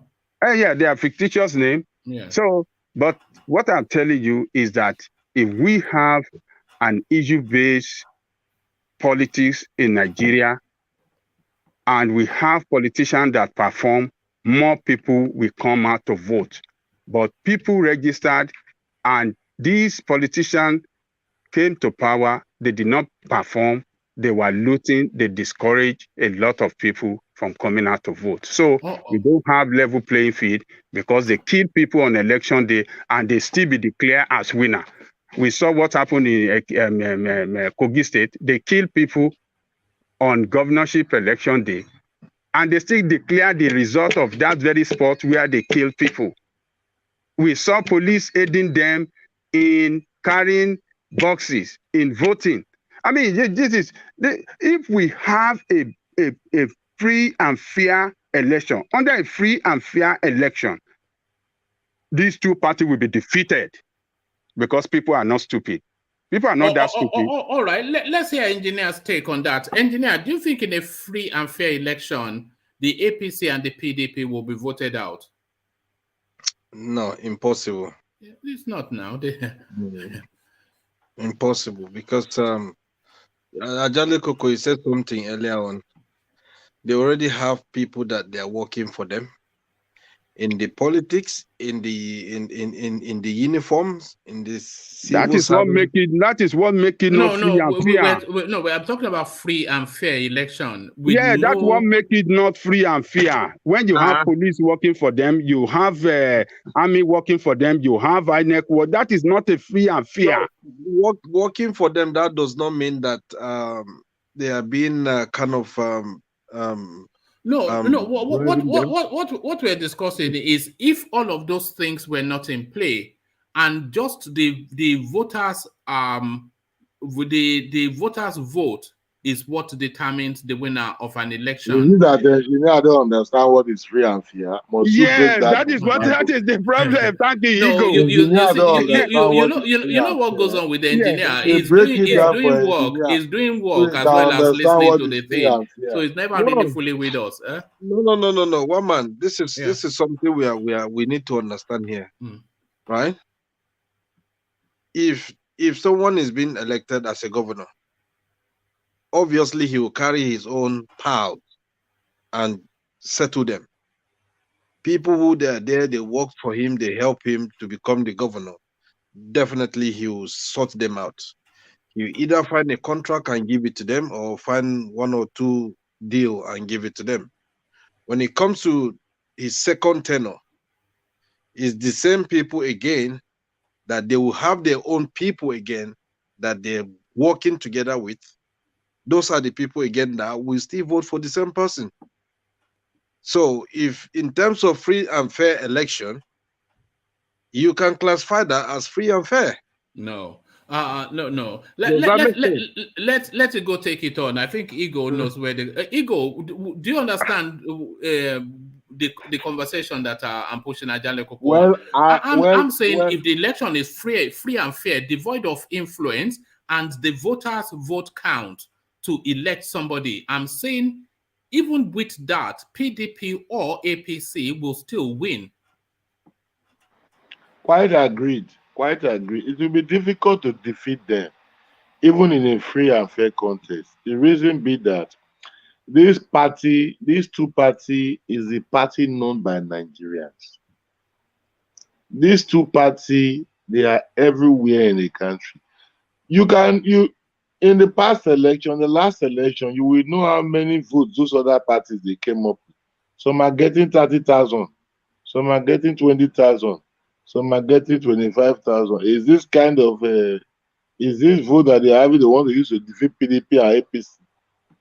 So even in a free and fair contest, it will be difficult for any party to come and defeat these people, because they have the money, they have everything in their disposal, and Nigerians are hungry. Even in a free and fair election, Nigerians will still take money from their hand to vote for them. So when it is free and fair, you will see that the APC and the PDP will be very difficult to defeat by an outside party or one party who just come from nowhere. It will be very difficult. Nigeria has not woken up to that level. All right, thank you. So yeah, go on.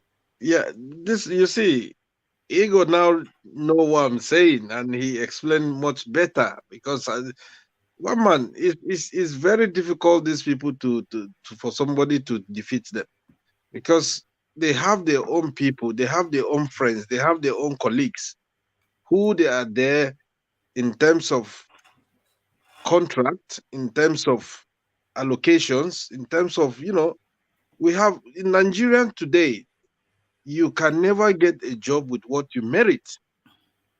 If you have billions of qualifications, have PhD, whatever you have, but if you don't have that connection, that connectivity, just forget it. It's a past tense. So whatever we do in Nigeria now is all about connection. Not even Nigeria alone. It's all the world. The world has changed. People don't get to job based on what they study or based on what they merit, but because of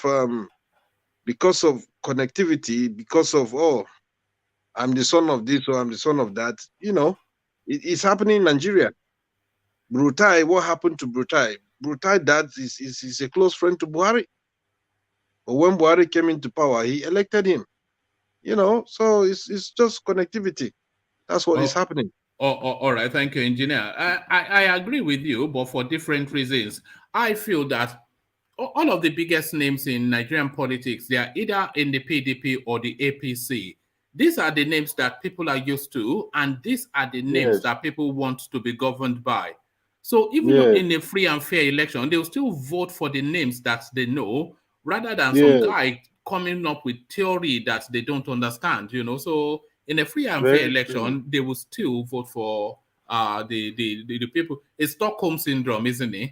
Yeah, 100%. The APC and the PDP, both parties are the same, and these people have already captured the mind of Nigerians, and they have everything. Your friends, your colleagues, they are APC, they are PDP. They will never go and vote for any MPP or whatever. This is the position that we find ourselves today. But Nigeria must look out for only 3 people in this election: Peter Obi, Yemi Osinbajo, Wike, Yesu Wike, These three people are the people to look out for as the president of Nigeria, next president. These are the only three people to look out for. Anything outside this one, Nigeria will go into the drain. That's the truth. But Igo, you are supporting the looters as well. What are you talking about? Supporting who? We are Looters? calling for free and fair election. You are going back to those criminals that none of them. These people I mentioned their name. They don't have any criminal record. Peter Obi don't have criminal record. They do. Osibanjo do not have do you know that criminal? Do you know that Wike do not have criminal record? These three people I just mentioned, they are free of criminal records. Peter Obi has a criminal record, and so does Yemi Osibanjo. The Panama scam, I mean, Pandora scam. Yeah, the Pandora papers. Yeah. The Osibanjo is what? And the Osibanjo, you remember that Lekki, the Koyi building that collapsed and killed a lot of people. Yeah. That was his project. I don't know about Wike, but he smells corrupt. Well, Wike that is using the resources of the state to carry for his presidential campaign. All the flights and all the money that is donated is at the expense of the state now. It's kind. He said he wants to contest for president. Wike has built rivers more than the first 2-3 governors of Rivers State in this democracy. You forget, he's stealing all the expenses for his campaign. Is so that's if you don't know, Wike has built Rivers State more than the first 2-3 governors since this democracy. He has developed Rivers State more than Odili and Rotimi and Mishi combined. That is not easy. What we are saying, corrupt system. The corrupt system. Brother, when you are corrupt and you are spending the money in the country, we will be seeing it now. Not that you'll be corrupt and be leaving us with dry road. We can just you see, we discussed this on this platform. We can just complete the abandoned project. That's what is more. You understand? We can just completed abandoned project. And did more, not abandoned ones. He did more. He built more new ones. Majority of the projects that you said he did is abandoned project. He just completed them. No. He completed all abandoned projects and built new projects. Wike 8 years in office. There is no year Wike did not commission 5 to 10 projects. Yeah, 5 but to 10. Remember, in this 8 years in office, I'm telling you, ranging from staff quarters, ranging from judges' quarters, ranging from road, bridges, he's everywhere. Court, Supreme Court, new court, he's everywhere. But these something you need to understand, if they are embezzling this money and they are developing Nigeria for us, we will not know that they are embezzling money. The reason we are knowing that they are stealing us this much is because they are not doing anything. The country, the life of the people are not improving. It's the reason why we know that these people are crooks and thieves. See, if they are building this country, you will not know that they are stealing you. They're not building the country, that's why. My brother, when you come to Wike, listen, pensioners are crying up to date. They haven't been paid. Is it the same governor that went and buy Prado to every lawyer in River State? Every judge, yes. You understand? My brother, I beg, let's just forget about that Wike area, man. I'm telling you, pensioners are crying up to date. They haven't paid them their money. And it's the same governor that is buying Prado, brand new Prado, up to more than 50. And he's giving all the chief justice in River State. My brother, Peter Obi, Zamfara governor bought Cadillacs now. More than 700 Cadillacs. 260. Cadillacs. That one is is what? 260. Yeah. You know what Yoruba call Ogbojiole. That guy, I'm afraid of that Zamfara guy. The guy is very dreaded guy. He's just selling the old gold in Zamfara, putting the money in his pocket. Matawali. So when it's your turn, you eat. But eat and remember, and keep the rest. You are encouraging the corruption. When it's your turn, you hit. What turn? You hit the people's money and put it in your pocket. We can't lie to The ourselves. resources Now. of We can't Nigeria lie to belong to ourselves. Nigerians. I'm not No encouraging leadership should nobody. come to power as a poor man and become rich when they leave office. They should all go to jail for coming to the office poor and getting rich when they get out of the office. It's under the expense and the detriment of the citizens of this country. They steal them, they steal all their future, they steal their destiny, they steal their tomorrow, and they become very rich. While the average Nigerian is there looking for how to get his job of $20 in a month or $50 in a month. How can you feed your family with $50 in a month in this country? My brother, And you are telling me that Pastortunde is wrong, that he wants to give people 100,000 naira? It's not enough. They can do it. It's doable. Paying the citizens of this country 100,000 naira, including those that doesn't have job, is doable in this country. What are you talking about? Buhari came into the office as a poor man. He said it in the television. He said, despite being poor, he was voted for. But when the daughter was doing marriage or the son the other time, we saw over 3,000 private jets in this country. On which expense? What are we talking about in this country? That's why we should begin to think of the people, the citizens of this country, from the desert of Sambisa Forest to the creek of Bayelsa and Agua, to the riverine area across the entire country. We should begin to think of each and every citizen as a Nigerian, according to Sibajo. He said we are going to create a country that speaks Nigerian language, not a country that they say one is an Igbo man or Yoruba man or an Hausa man. We don't want that kind of country. Yeah, but Ego, there's something you need to understand. In 2015, I have that clip where El-Rufai clearly said something that he's completely right. Before you join politics, you must be dirty. So that's something you need to know. Every Nigerian politician, they are dirty. Because if they said they should follow what their godly mind said they should do, they will be killed. Or either they would not succeed in that seat. That's something you need to know about politics. Before you join the politics, you must be dirty. Otherwise, you're not ready to start. That's what is happening. And it's something that is affecting every Nigerian citizens up to date. Engineer, if I may say something, the only difference between the dirtiness of that of Nigerian politician and other is this: Nigeria politicians, they are mostly criminals. Not, you can be dirty the way you play politics, you play some prank, but this guy, they are robbers. They are looters. So when we are talking of dirtiness of politics, this is not this type of dirtiness of Nigerian politics. So let's give them their name. So they are crooks. They are rogue, jaguda.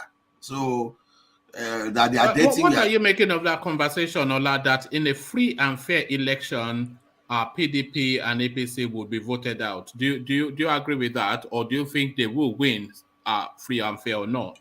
I don't know the basis where they put that in on. Like I said, see, if people in diaspora and middle class are supposed to vote, right? Probably they will give it a very good fight. Maybe go anybody can vote if they, but just free and fair without any of the. It's still at your discretion.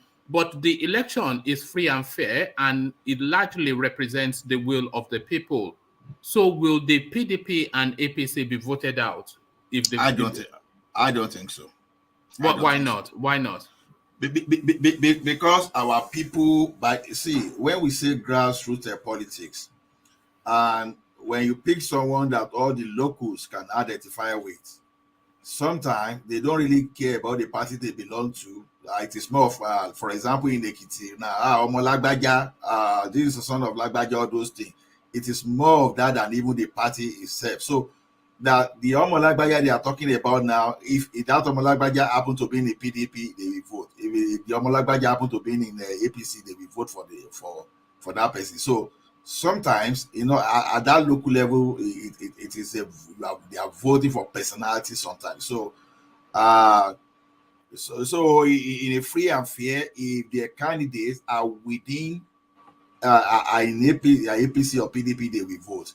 If the candidates leave that party and go to join Shogore or somewhere party, they will vote for that person. So that is the way some of the local politics are played. That is what I was trying to hint at as well, Lola. That Hold on. Can I expatiate on free and fair?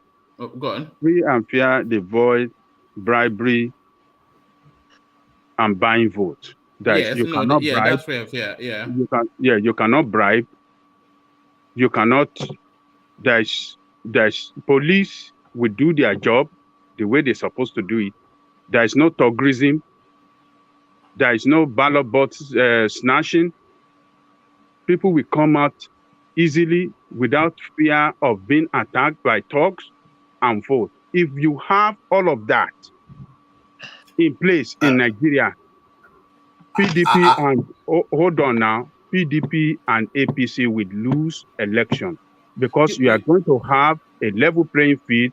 You're going to have issue-based politics where people will come out in front of people and discuss issue. They will tell people how they are going to perform and how they are going to get money to do it, and everything will be based on performance. You don't perform, people will not vote for you. So they can't win because all they know is to bribe their way to power. But when there is no opportunity to bribe way to power, they cannot win election. The question is, what do Nigerians vote for? Ideas and ideologies or personalities? So I will contend that Nigerians vote for personalities. They don't. Buhari never came up with any idea, and I said I will end corruption. He didn't tell you how, and he said I will finish Boko Haram. He didn't tell you how. So they voted for personalities, and all through Nigeria's history, they've always voted for personalities. So if they are voting for personalities, and all the big personalities are in the big parties, they will still vote for them. No, before we weren't voting for we vote on ideology. When was that?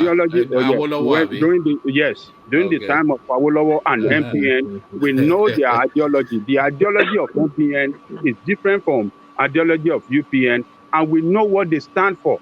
MPN, we call them Egbe Onile, that they are going to build houses massively across the country. They want to eliminate housing problem.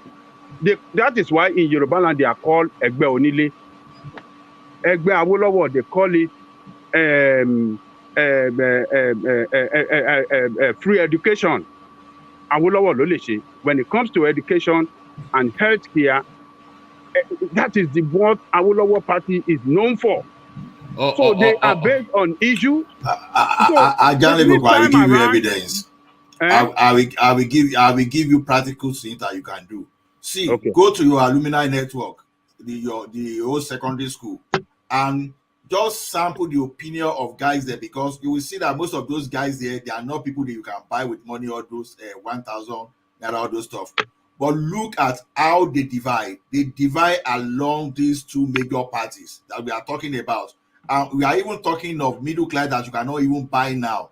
So now, if my secondary school mate, for example, if we keep debating on APC and PDP, now I don't see why in a free and fair election that if those categories, that's exactly what is going to happen. Exactly. When you see this, my old school people, we debate only APC, PDP. So when is exactly that is going to replicate itself in a major election, so that in a free and fair election that maybe Gani Fawemi party of those the National Conscience Party will go out. No. I don't. The only difference you see is an improvement in the numbers of these satellite parties. But they're never going to win anything significant. It's still the major parties that you get the major positions from. I was reading the commentary section. Jafar was saying something. No, Jafar is a yam head now. Jafar has run away from the screen. Jafar was saying something. We should give us a clue that yes, new party can win. Before 2014, PDP were boasting they're going to rule Nigeria for 60 years. But what happened? 2014, new party emerged. Which new party? APC. With Rotimi Amechi. Hold on now. APC emerged and kicked them out. So that is what you are going to see in new parties. That is the way new parties will emerge and kick them out. So now, we are still talking of personality. Land that point and then let's hear from engineer. Bukola Saraki, we are talking of Amaechi and those people in PDP. What have they done so far now? Are you not tired of them now? Is it not what they've done so far? Are you not tired of them now? Everybody is tired of them. Everybody are looking for new direction. They're looking for new leadership. You are talking of emotional eyes to people. We are talking. No. I'm not talking emotional. I'm just telling you that those names you are mentioning, everybody is tired of them. People are looking for a new set of leaders. Do you see? Are these people you still want them to continue running that country? I'm asking you a question. I don't want. Okay, that is what will make you. That is what will make you vote for new party to take the place. I didn't want Buhari to continue. Many people complain about Buhari, and behold, Buhari still won in 2019. That's just the way it is. You see, the bigger parties, they'll present a better campaign. They'll present a better narrative. They will campaign stronger and bigger, and they will tell a better story. Their campaign doesn't win election for them. All right. And those campaigns you are seeing, they are money, they are people that they rent to those campaigns. They are not organic people that come there freely by their free mind. They are people being rented to come. But no, that's a rally, not a campaign. But sorry, let's hear from engineer. Okay. Engineer wants to come in. Engineer, let's hear from you. Yeah, thank you, one man. Ajale Koko, you said something regarding PDP. They said they will rule the country for 60 years, and all of a sudden, APC took over. And one man just hit the nail straight away. He said Amaechi. The reason why he said Amaechi, remember, is River State money that they pump into Buhari campaign. You understand? And something you need to understand here, that nobody will beat APC or PDP. APC or PDP, they're like husband and wife. Because if you look, most of them, they keep swapping what will I say, swapping club, or swapping themselves, in between themselves. APC and PDP, they work together. Regardless, they come out and be making all this chanty thing. If another party should come out to say they're going to defeat APC or PDP, I'm telling you now, APC and PDP will collide together and kick that party out, because they have that power, they have the capacity to control that state. This is who they are, APC and PDP. Then if they kick that party out, then they will continue their fighting. They are husband and wife. It's just like when you're trying to bring peace in between husband and wife, they end up, you'll be shocked that at night they'll become together. And this is what is taking part in Nigerian state. So regardless of anything, I'm telling you now, no party in Nigeria, whether you call it free or fair, that will defeat APC or PDP, because those are just the pillar of that country in terms of anything. Because there's hunger, there's suffering in that country. Engineer, they are not pillar. They put themselves there. They put themselves there by looting your resources and making themselves look as if nothing can beat them. People come out for them. People did not come out. Go and look at election results. How many people came out to vote for them? all these votes, they are being rigged. Haven't you heard that? Haven't you heard Adeyeye, Senator Adeyeye on TV? If people didn't come out, that Hold means you're on, giving them hold opportunity for on, them to rig. hold No. on, engineer, just listen. Engineer Adeyeye said it on Clear TV. He said they don't win election fairly in Nigeria. He said they rig the election. He said whoever can rig better than the other that wins. He was a senator. He said it openly on national TV. You think he doesn't know what they are? He said yes. He said that is the way the game is played. Yeah, but how did he get to the senator He stage said we rigged the election. If a senator, a former senator can say that, he's telling you that, look, people does not, he said the people's vote does not count. That is what Senator Adeyeye, he said the people's vote does not count. He said it is the rigging that counts. And whoever can rig better, that we win at the end of the day. He said all of them were in the field to rig. And whoever can perfect his rigging better than the other, that carried the day. That is what he said. And you are saying that the party is they are not strong anywhere. They are not strong. Because you see them, they occupy all the place, make them look big. Because they occupy everywhere in Nigeria. How did the senator get into that seat? That's something you need to know. What did you say? I said you're giving a narrative of a senator that he said there's no free and fair. They have to rig it. How did he get into the power to himself? That is what he told you, that he rigged his way to power. He said that is what if you can't beat them, you do what? You join them now. That is not what that is what I'm telling you. That is not a free and fair. That is a rigging. Do you think there will be free and fair election in Nigeria? Not people's, they didn't get there by people's will, not people's votes that can get them to power, but rigging. It's rigging that got them there. Ajale Koko, I said this to you from the beginning. I said, in Nigerian state now, people don't go with what they merit. You understand? We have thousands of graduates. They have that brain. But they are finding it hard to get into work. Why? Because they don't know that connectivity.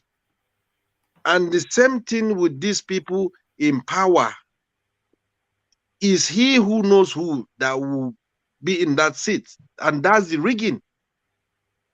Rigging is not all about stealing vote or no, it's all about he who knows who.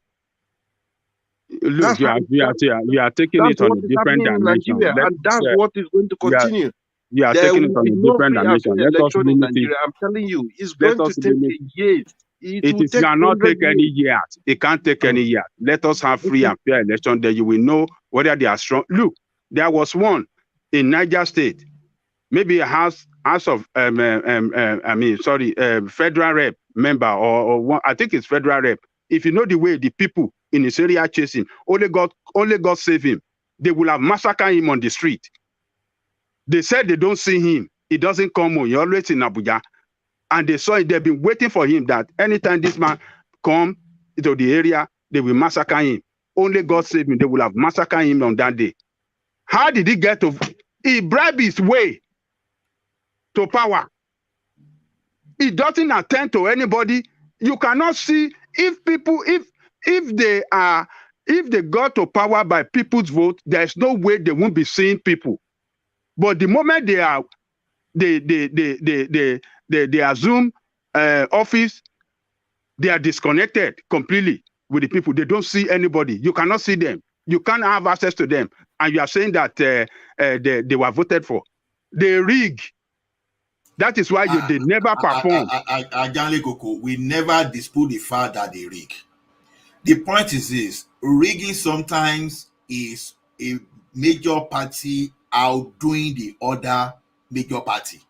But when you pitch these major parties against smaller parties, those smaller parties, they cannot compete.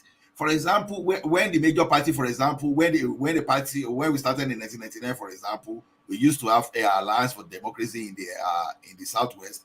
Then Mimiko somehow, at a particular point in time, he sent Alliance for Democracy out of Ondo State and got a Labour Party there.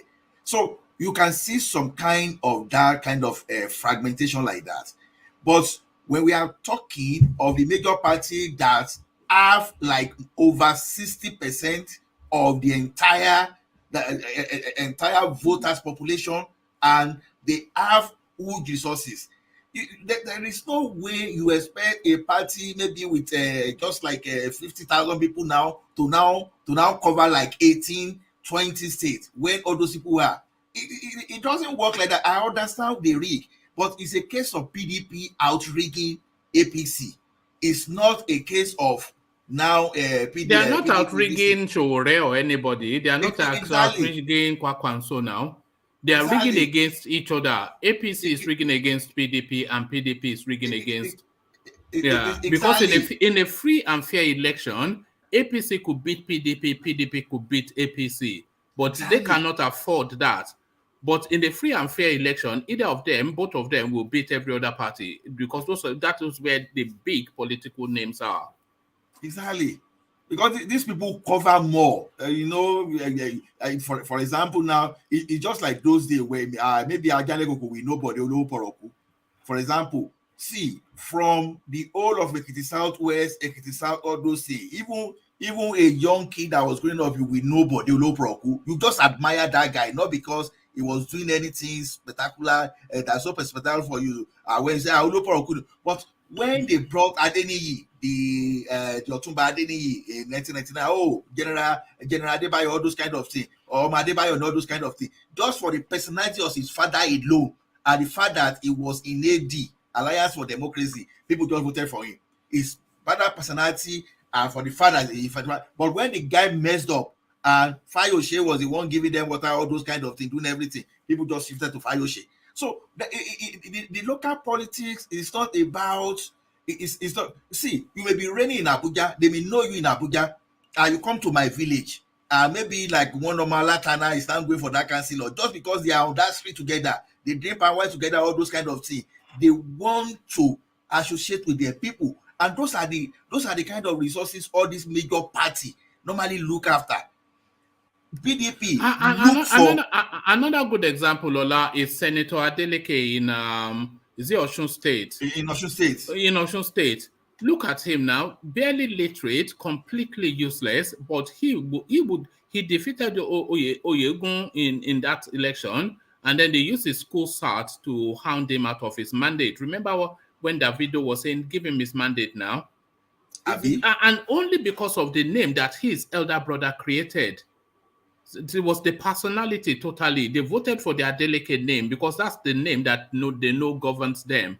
So what idea does that guy have that anybody will vote for him? It's just the name now.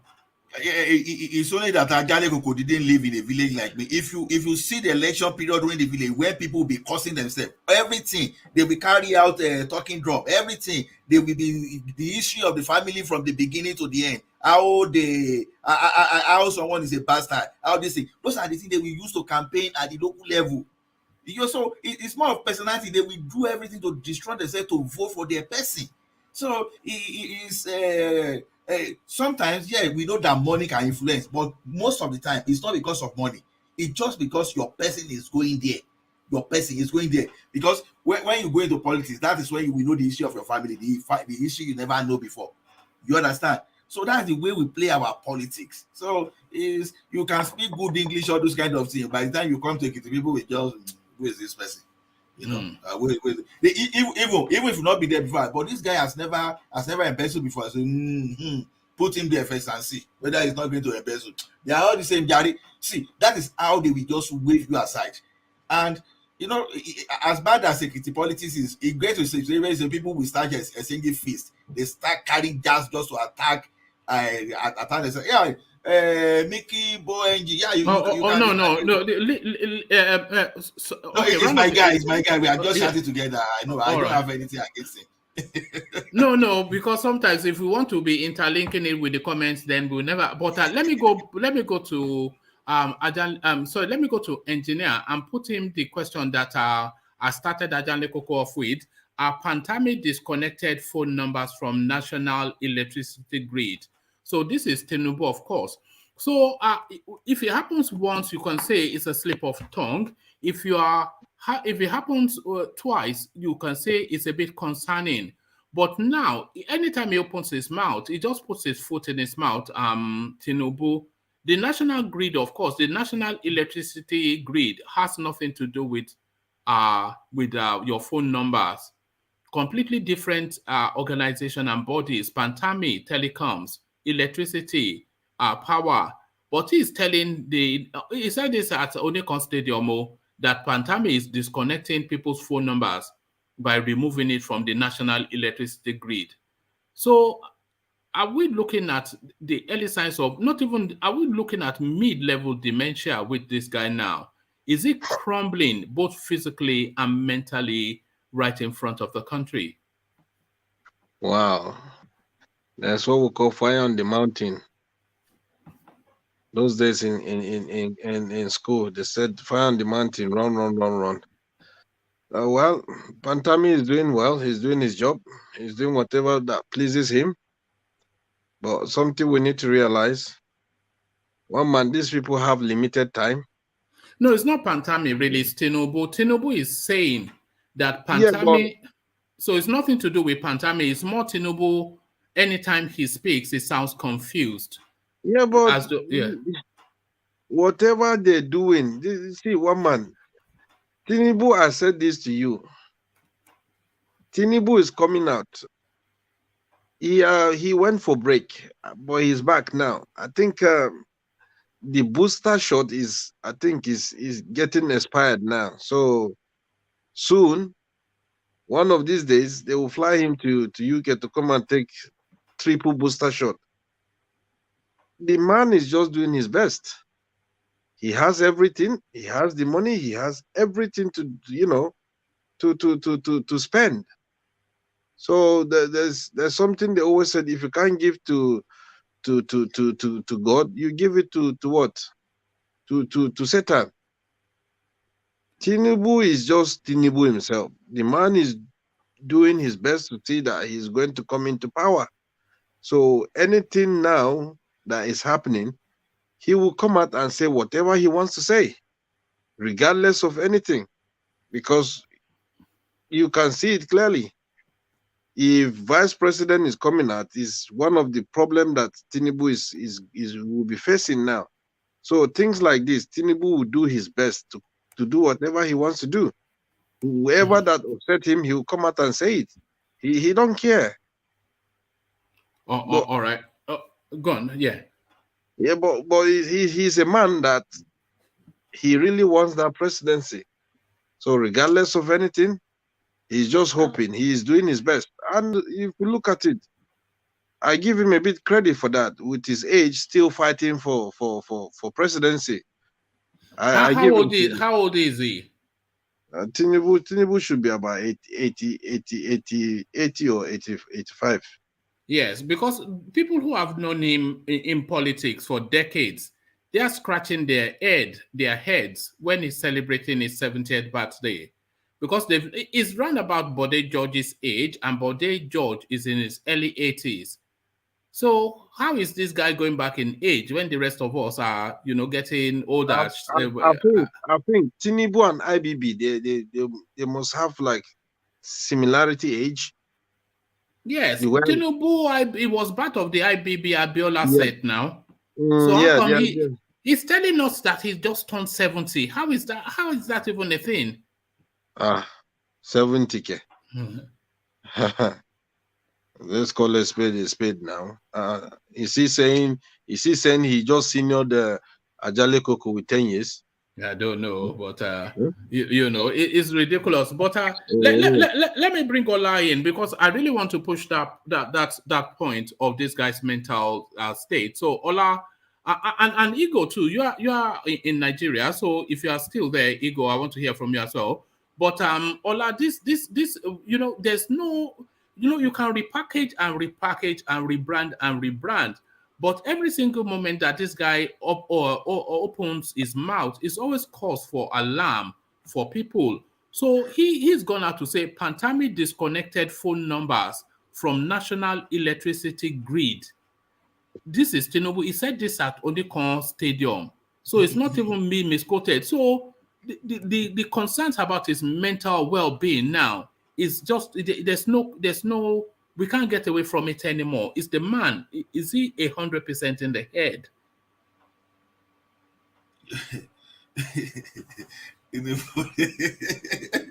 I can't believe it. Pantami disconnected. Pantami is the right name, but the electricity grid. How do you disconnect telephone numbers from the electricity grid? And when they were trying to correct him, he doubled down. You see, one thing is, Tinubu should know when to call it quits, but at times, whatever someone did in the past, and you still believe you are still there, and you want to mess yourself up, you don't know the right time to quit. Yeah, you know, everything has been going against Tinubu, and he may be under some kind of mental pressure, or maybe it's a sign of dementia. It could be anything, but yet it's not going to accept. So I think, in fairness, the Tinubu we used to know is no longer the same Tinubu. Exactly. I think the age has caught up with him, and he just need to accept that reality. But you know, selfishness of a politician, we still not let them understand the position they are. You know, look at Ajimobi, for example. Now, I didn't even know that Ajimobi was as old as it was that time, constituted authority. And you will see the way they behave. They behave as if they are young, and tomorrow we always be there for them. So why am I saying this thing? I think Tinubu is everything is pointing to the fact that he's older than his age, and the more people are trying to repackage him truly, the more he keeps betraying those people that are trying to repackage him. At least when you are committing this blunder consistently, then it means that something is actually wrong somewhere. So I think for Pantami to be disconnecting. Pantami is disconnecting from national electricity grid. So you know, as much as I like the guy for his bombasticness and his bravity and just his bloody-mindedness, you cannot escape the fact that this is a guy that is crumbling mentally. I'm trying to be careful with Tinubu before, but I think now I can just join people and say this guy is just too old and age is telling on him. And they say his lifestyle as well is because they say he used to have all these habits with drugs and alcohol. But engineer, you wanted to say? Yeah, the injection is expiring due to the hot weather in that country, Nigeria. So soon, like I said, honestly, in a month's time, he will definitely come back and take another shot, and this shot is going to be like a kind of triple shot. I think one shot is not that enough. You know, the last one he took is double shot.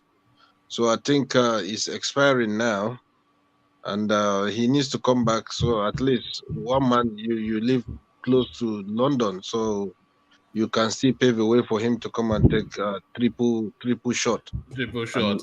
Boris won't let him out now. Boris will send him to Rwanda. Did you hear Theresa May come out to oppose that? They're all the same. They're all the same. They're all the same. Because in the House of Parliament in Birmingham here, they sent invitation for people to come. Yeah, to just come and speak against the government. Do you think they are going to reverse that policy? Because they have no choice. Rather, they have no choice. They will do that. You see, one man, when it comes to politics, these people, they just want to cover up their sin, what they did in the number 10 during the pandemic lockdown. Yes, that's exactly what he's doing. Yeah, they just want to cover that sin. Now they just divert people's mindset to say, oh, if these people come, they will send them back to Rwanda. But remember, it's the same government that says if anyone have a relative in in Ukraine. You can apply for them to come and live in United Kingdom, and government will be giving you £350 every month. So is it the same government now that they're saying all refugees now should go back to, they should go to the Rwanda? So there's something fishy, something dodgy is taking place. But anyway, that's UK government for you. Let's come back to our own. All right. Let's come back to Tinubu. And so that we are talking about. For example, if you mention Obasanjo today, you can is old, his old student, those people that were his mates at Baptist, for example, you will know all those people. Those people that they were in the military together, you will know all those people. Who are the secondary schoolmates or grammar schoolmates? Those people that attended school with Tinubu. Yes, it's contemporaries. This is the thing. So why is everything about Tinubu look somehow shady? So how come that nobody can know? If Uncle Alex cannot know, and many people outside there, like what's the name of this guy that activist that died, that married this lawyer that died recently due to COVID? If those guys could not know where Tinubu went. If those it's amazing how mysterious he is, having been in the frontline politics for so long. Exactly. So something is, so at least let this guy just show us where the school he went to and those people they were together, and let them come out. For example, nobody needed to say now, because when you mention Obasanjo, then you will know that Abiola, they were all colleagues, they know themselves. Fela, they know themselves. Who are those people that know? Yeah, but it's not down to him to bring them out, though. Surely we know he went to school, so it's at least primary and secondary. If Obasanjo wanted to mess up those days, all those Beko family, all those people, they say that guy no book. Even those things are lie, but at least they can say, no, when we're in school, this guy is one of the dollars or so. At least you will see someone. But we've never seen. But it's not up to him, though. I mean, he went to school now. At least he went to primary and secondary school, certainly in Lagos. One man, yeah. Some time ago, I think they challenged. There was a challenge on Buhari. What happened? We saw some of his classmates that they are Oyinbo people, they are old people. They come out to testify that they attend the same school. So what do you think is going to happen if you challenge Tinubu? Is the same thing that's going to happen? You will find some Oyinbo people from other countries, they will come and testify that Tinubu, yes, he's one of the one thing that we cannot dispute is that he went to primary and secondary school. At least I think that much we can concede. And he went to primary and secondary school, certainly in Nigeria. So there must be people, and even if he's in his 80s or whatever, there must be his contemporaries out there. So the fact that they've not come out is not really anything to do with Tinubu now, because if they wanted to come out, they can and speak to about their time with him in school. Or maybe he went to a grammar school where it's just one-on-one with teacher. So yeah. The other thing that just when we were talking, I was having the thought that are his handlers doing a poor job, because seeing the way he is and seeing how he makes all these gaffes, all these faux pas whenever he speaks, should they be managing? Look at the way they managed Buhari both in 2014, 15, and 2019. He barely said a word in public. And the words that he said in public, we were just alarmed. He only ever spoke at the Kadir Ahmed interview, and they managed him tightly to manage him into Aso Rock. So is Tinubu speaking too much? And should his handlers be able to shut him down somewhat? One man, this is what is taking place. You see, I said a word, if you can't beat them, you join them. These people, they know that whatever this man is saying is completely out of book. But they are just there to make their own money. You understand? They are just there to make their own money. They don't care. They can only encourage him. They will guide him, say this, don't say more than this. You understand? Those are the kind of play they played. They knew that this guy has no capacity, has no idea what he's saying. But it's just, okay, yeah, sir, that would be nice for you. Go for it. Go and do it. They're just after their money. No, I think maybe it's more than that. I think because the people that have always been his handlers and the people that have always handled that end of politics, there are names like Aregbesola, names like Rotimi Amechi, you know, all these really seasoned players. So with Aregbesola fighting him, with Fashola distancing from him, and Rotimi Amechi opposing him, Yemi Osinbajo opposing him, those are the people that could have managed this campaign. So with those people not available to him, the crop of people that he has now garnered, who are the people managing him? We only see Sanwo-Olu next to him. What does he know? Sanwo-Olu is not really the brightest person that you can offer. So go on.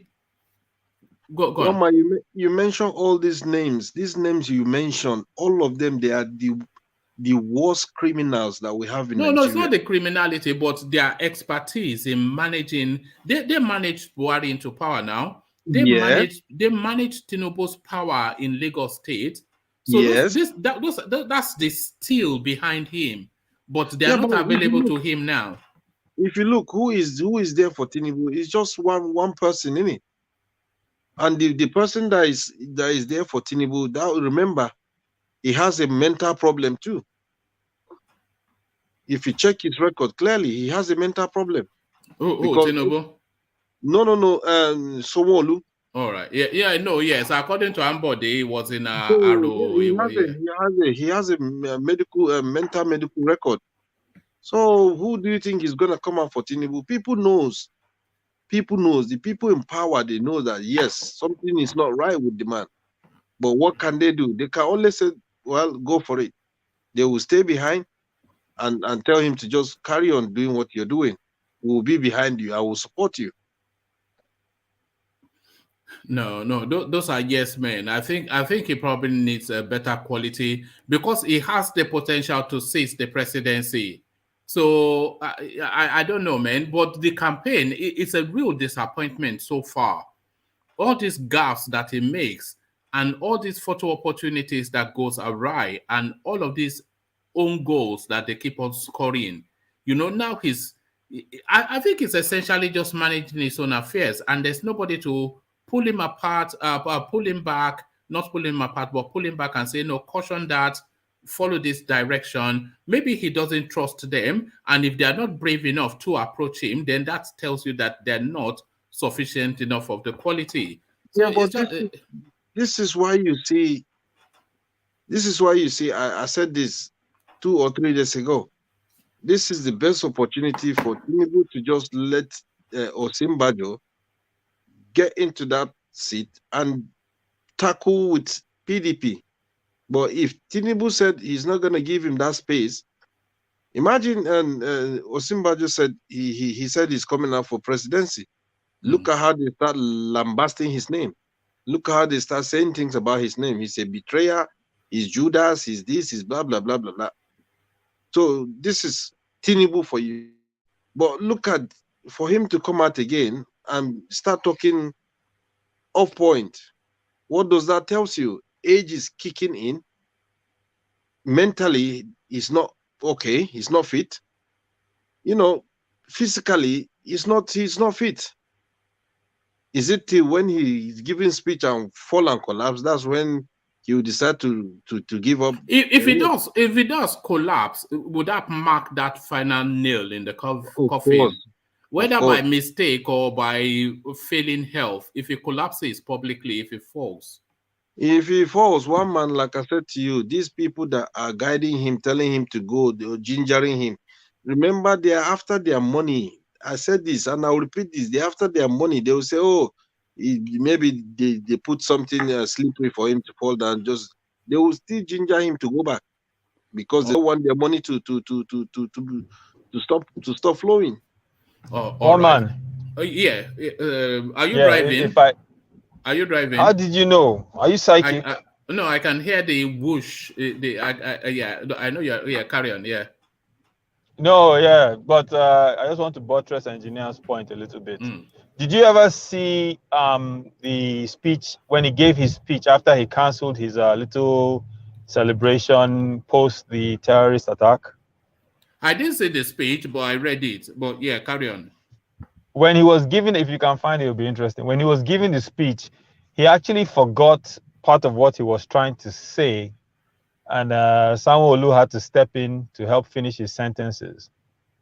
You know, and it was not good optics at all. It was very disturbing. So, but do you think it's been badly managed? Is my question. Do you think it's been badly managed by the people who are his handlers? You know what they say, right? When people get older, they dig in deeper into their habits. They don't change at an old age. So, if a man was stubborn and is used to being the decision maker, when he gets older and is very influential like Tinubu is, I don't really see anyone trying to tell him what to do.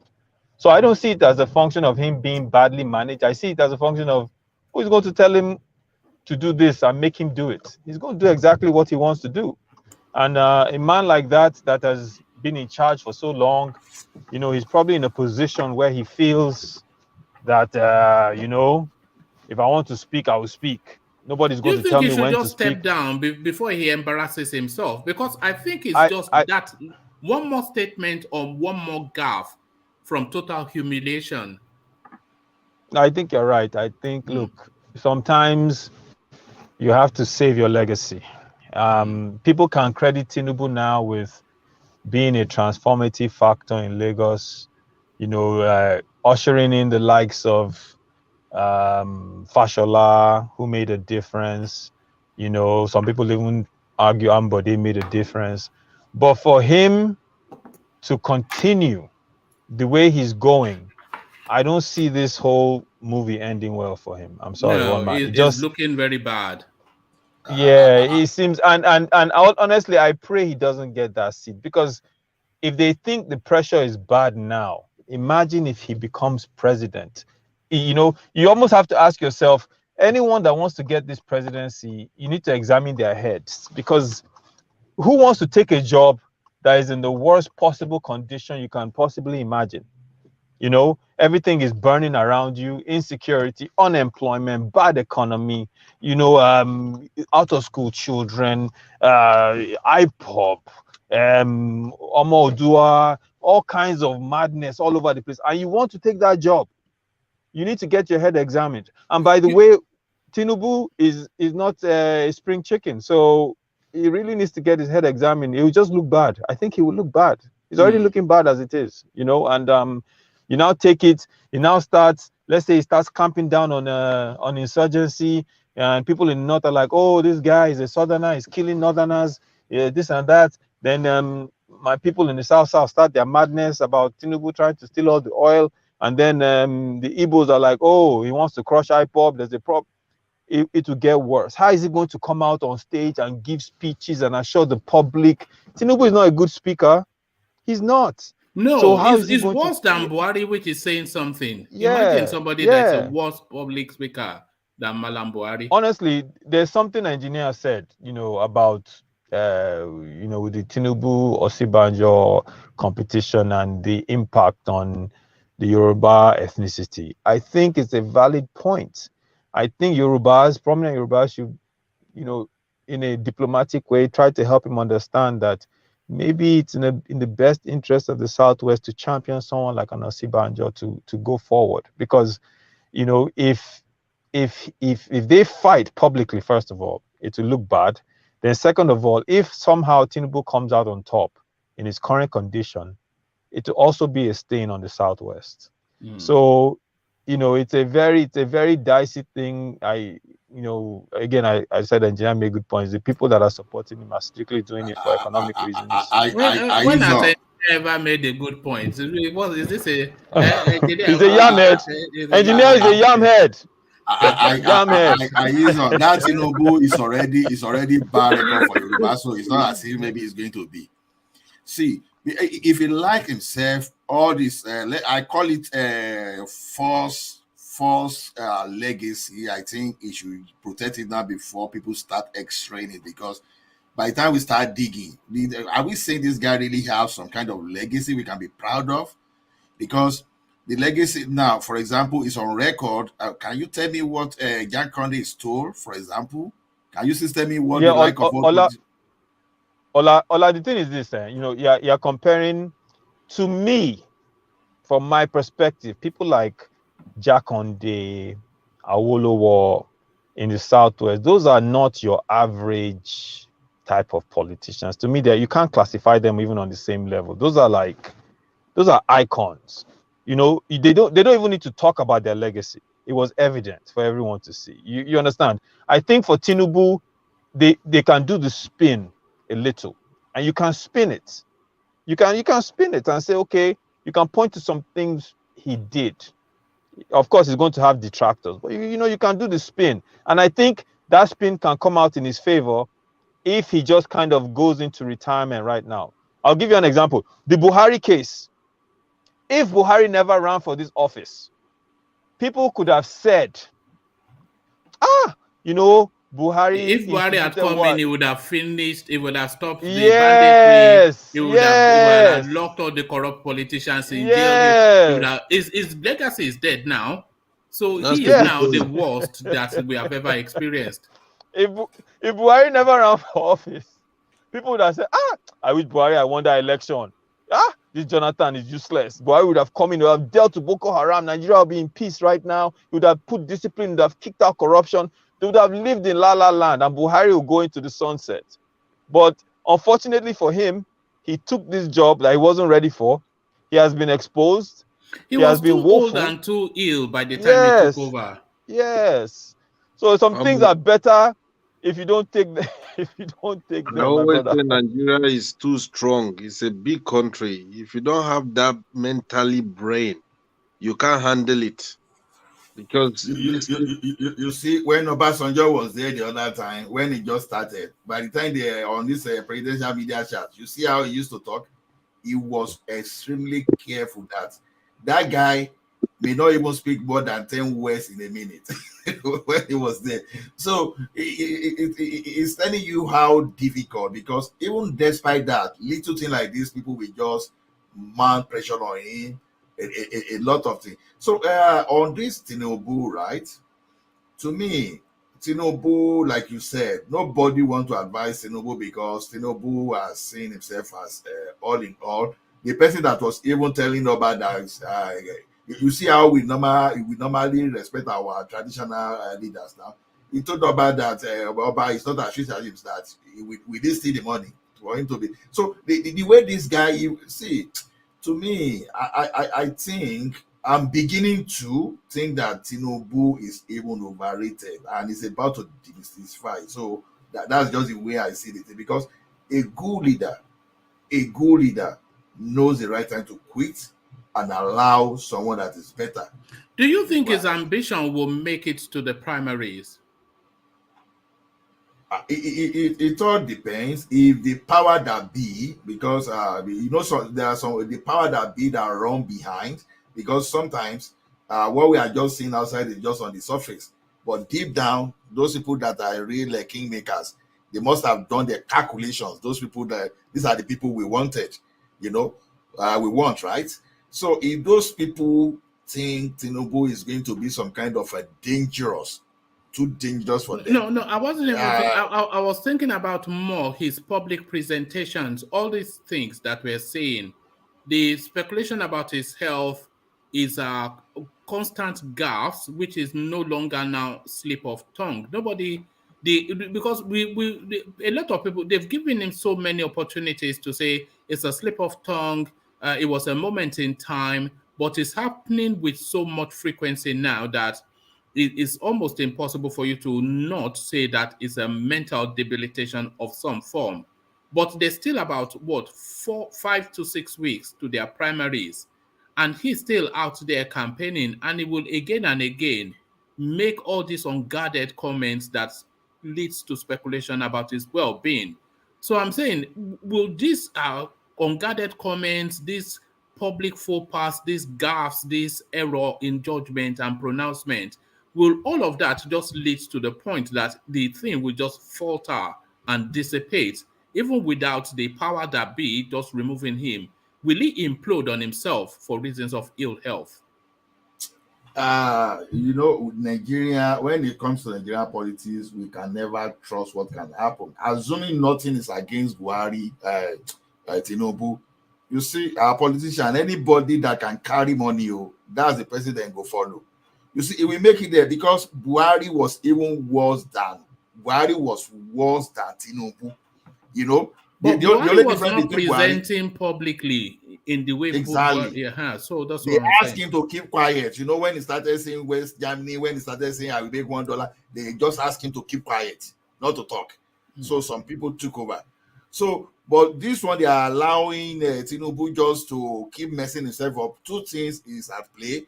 Number one, because they know that if they ask him to keep quiet, he may think someone is trying to be rude to him, and just because of his nature, Jagaban, he has made himself, nobody that you can approach because he has made himself. But he prides himself as being a listener. That is what he prides himself at, right? But it depends on the circumstance. For example, now when the party members say they didn't want Ambody, now he asked Ambody to go. Not at that level, but there are some kind of thing you will tell him that this guy, I think, will never listen. Like telling him now about his presidential ambition, now let us do this talking for you, those kind of things. I believe some people might have tried that thing, and maybe he didn't listen to them and believe that I will push it myself. Otherwise, he can easily leave this job for those people that understand PR, that can even do the thing better than him. But it seems like this guy wants to be out himself and be doing everything. Yeah, but does he have the people that understand PR is the question, because I'm questioning how his media is being. Look at the way when did you last hear Atiku speak publicly? Atiku, you see, whenever Atiku speak on economy, for example, I know it's Soludo.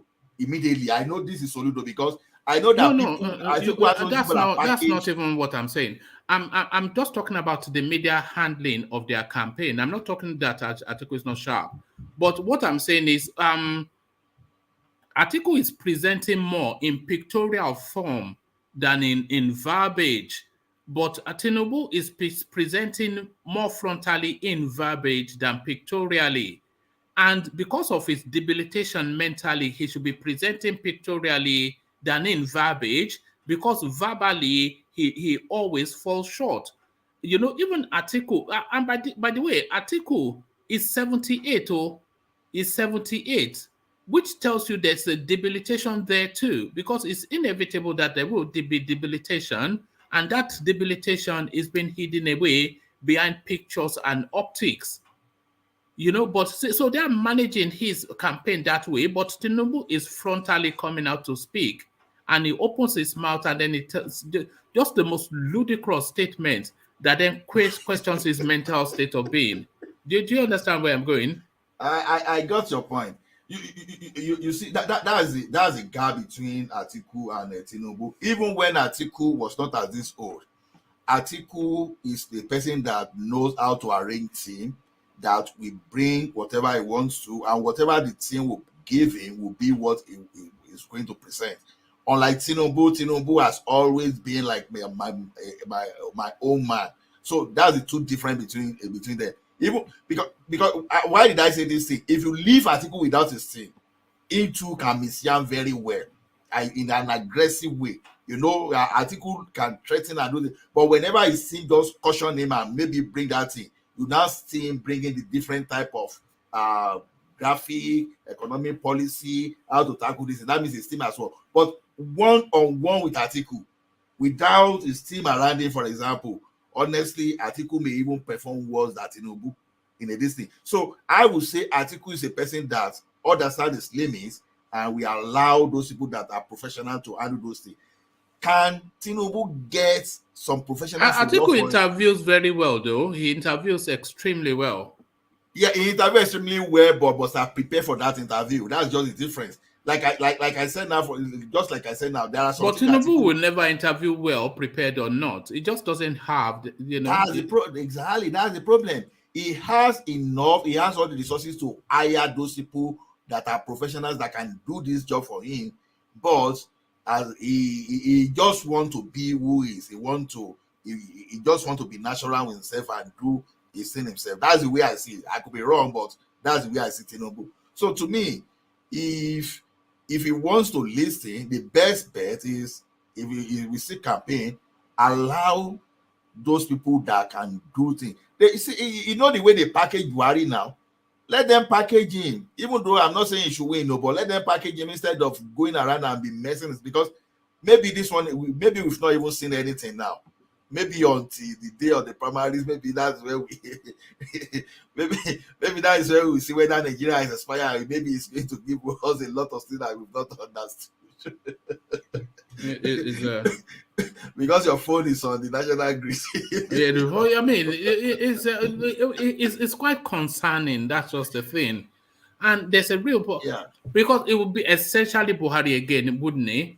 Just from the little snippets that we've gotten from this guy, anytime he's unguarded and he speaks as he thinks, so that's Buhari, isn't it? Mentally debilitated, stubborn that he's still as he was when he no longer is, and just hustling through with just we're in trouble, man. We're in trouble. It's a big challenge, and I think this is a time where Nigerians should actually take their country back, really, because the way it is that I think we are at the avalanche now. That anyhow, I see hope for Nigeria going forward, because whether Jagaban or whether Atiku, you know, everything they are doing now, I think that they are at the tail end of their dominance. Yes, the game is up for one of them, or even both of them. Hopefully, both of them. I think both of them, and even some and even some people, like some people that we may not even know too. Even they may be younger. I think the game is off for many of them. So I think Nigeria will be better. Nigeria will be better after them. That's the only thing I can see. Yeah, but when it's after them is the question, because if one of them seizes power, so after them is another 8 years from now. They are not likely to seize power, because one man, a lot is going on in that country. The problem is that we have media that will not cover all those stuff. For example, like Ajale Koko, also was accusing the major media in the country when they released Yowore, when they got a very good judgment. Did you see them do anything? No. There are a lot of suits. For example, when I told you about the suit filed against the 1999 constitution that they wanted to use to stop election in the state and Osun State, if they manage to win just one of that, for example, is going. We are talking of federal high court. If they say, okay, because 1999 constitution is a fraudulent document, okay, there will be no election in Ekiti State. So that means automatically that will go federal, because it's the federal high court. So a lot, so many legal challenges against this thing. So all these things they are all these things they are all those people that are campaigning. Like, I'm not sure that any of those legal challenges will amount to anything significant, because we can never say, because two things. Look at it, one man. Let's assume that if by May, for example, Oshibanjo, for example, won that ticket, do you think Tinubu will relax? He won't relax. All of a sudden, he will find will find some kind of comfort in the midst of the enemy. Anything that can go against is a major rival. So that is all. So some of these people that are out now, once they lose, the game will change. So all those people that are supposed to maybe mount pressure, force the game will change only if two people lose. The game really will change only if one person lose. If Tinubu doesn't get the ticket, then he might go rogue. But if Atiku doesn't get the ticket in a PDP, I suspect he will just surrender it and go back to Dubai. But if anybody else does not get the ticket in APC, I don't think anything will happen. If Oshibanjo doesn't get the ticket, nothing will happen. Okorocha, the rest of them, nothing will happen. But if Tinubu does not get the ticket, there's a possibility he might go rogue. So that's the only thing that can dabaru anything if they don't get the if somebody doesn't get the ticket. It's only a Tinubu narrative. Exactly. I agree with you on that, Tinubu, because I see Tinubu can. Even before Tinubu we even go rogue, you will see all these Agbero on the street that, they will cause a lot of mayhem. Now, and then Article 2, I can't put it beyond Article because, the only thing that cautioned Article in 2015 was just because of Buhari. If I had been another candidate, this same article, I cannot trust what it can do because there's nothing it can do. It doesn't command anything. It doesn't have who will it throw onto the streets. It doesn't have what will happen if Article doesn't get the PDP ticket. Honestly, I don't know, but I can't put anything beyond them. I can't.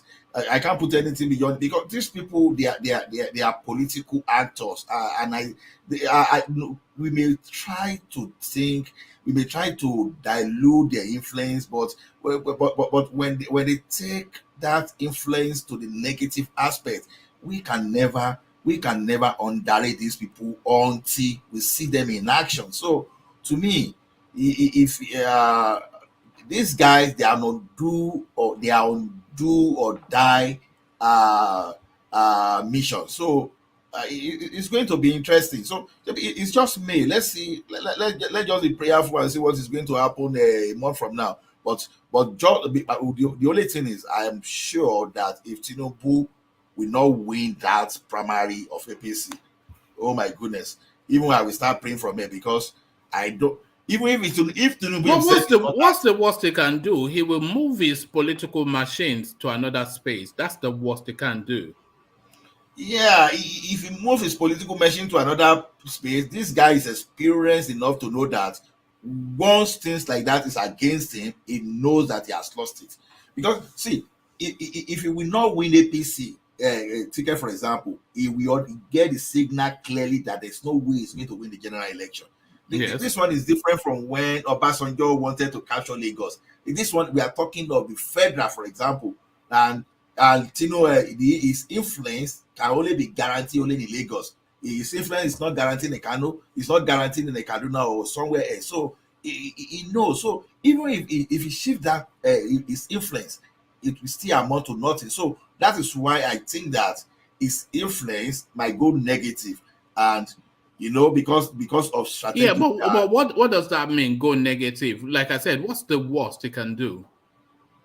Well, honestly, I can't imagine it, but I just have that feeling that if you have the feeling, then you can speculate to it, because the worst he can do is to move whatever political influence that he does have to oppose the government and move it, maybe work with Atiku. That's probably the worst that he can do.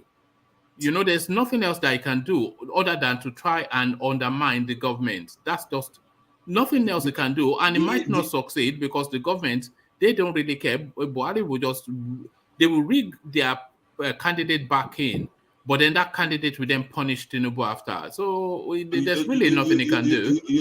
When Adedibu talk will cause problem in Ibadan those days when all those some Adedibu, by the time they will start the talkery where all those innocent people we have to be injured, all those kind of things. So you can just figure that one out with MC Oluwo and Agbero in Lagos. No, I don't think you can. It can. They can pick them up. It's been allowed to use MC Oluwo and all these people only because he uses them to the party's benefit. It would not be allowed to use them against the party.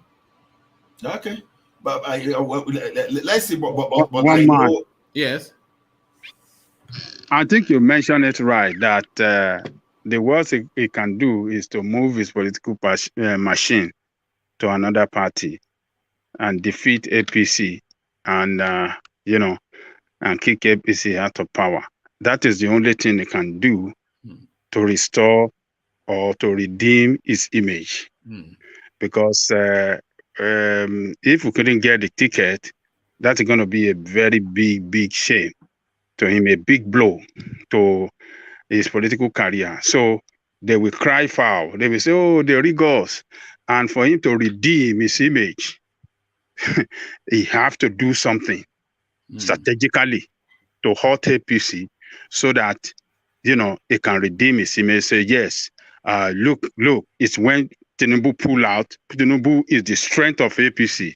When he pull out, APC lost. When he was with them, yeah, they won election. So that is the only thing he can do strategically to redeem his image, because the noise, they are make too much noise. The media have shouted too loud about him as if is the kingmaker, is the most powerful aspirant in APC. So if he couldn't get it, it's going to be a big blow to his. Do you think he can survive an onslaught? Do you think he can survive an onslaught from Lai Mohammed? Lai Mohammed will not attack him. They will go together. Is he Lai Mohammed's man? Oh, yeah. Lai Mohammed is a Tinubu man. You don't know. Those Lai are the people that team up to destroy Jonathan. So yeah. Lai Mohammed is a strong Tinubu man. Oh. They will go together.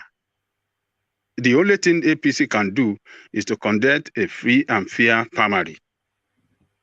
If they do mago, they will move out. There's no way they will even do it now. Particularly if Buhari put his weight behind one candidate, another candidate other than Tinubu, Tinubu people will cry foul.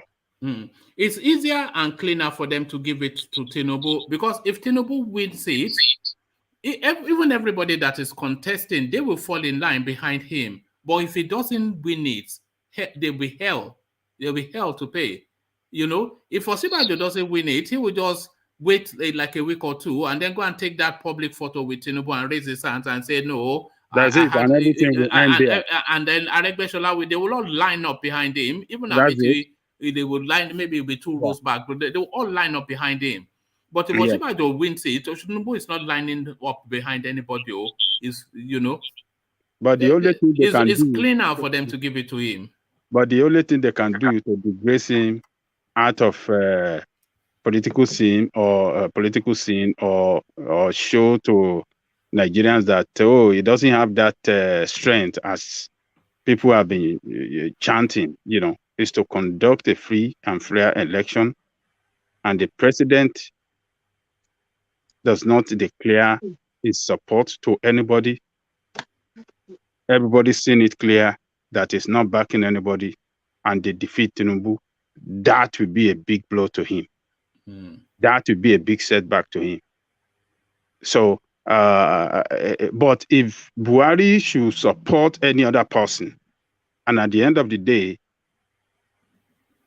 Tinubu couldn't get the ticket, oh man, they will said, okay, they rigged it, they did everything. And Yoruba people with their sentiments, they will say, oh, look at, we have been supporting him. We are the one that make him the president. Oh, we are not going to agree. Oh, we not going to agree. If Buhari doesn't... then that will aggravate that voice, that northerner voice will rise to the high heaven. And then they will say, and then Tinubu will now be in a very strong position to now move to another party, do something to defeat, to hurt APC so that he can redeem his image that, hey, look at me. When we didn't support them this time around, yes, they couldn't win. So if Buhari supports any other person other than Tinubu, do you think the Yorubas would react against Buhari, even the people that don't necessarily like Tinubu? Of course, there'll be people like Bode George that will be very quick to mock. But in generality, do you think the Yorubas will react against Buhari? Because they've seen the journey of Tinubu with Buhari, and they've seen broadly what Tinubu has done for Buhari. And everybody has the broad understanding that they have, whether they have the arrangement or not, or the general sentiment is that they seem to have an arrangement, where Buhari would go to move Goodluck Jonathan out, serve his tenure, and then Tinubu will take over. So would they see it as Buhari reneging on an agreement, and would that solidify somewhat the lack of the trust that they have in him already? And would that lead to a resentment against Buhari and then subsequently whoever he endorses? Yeah, there's going to be resentment against Buhari now. They will call Buhari a betrayer. They will call him tax, but they will say that Tinubu has sacrificed so much for him.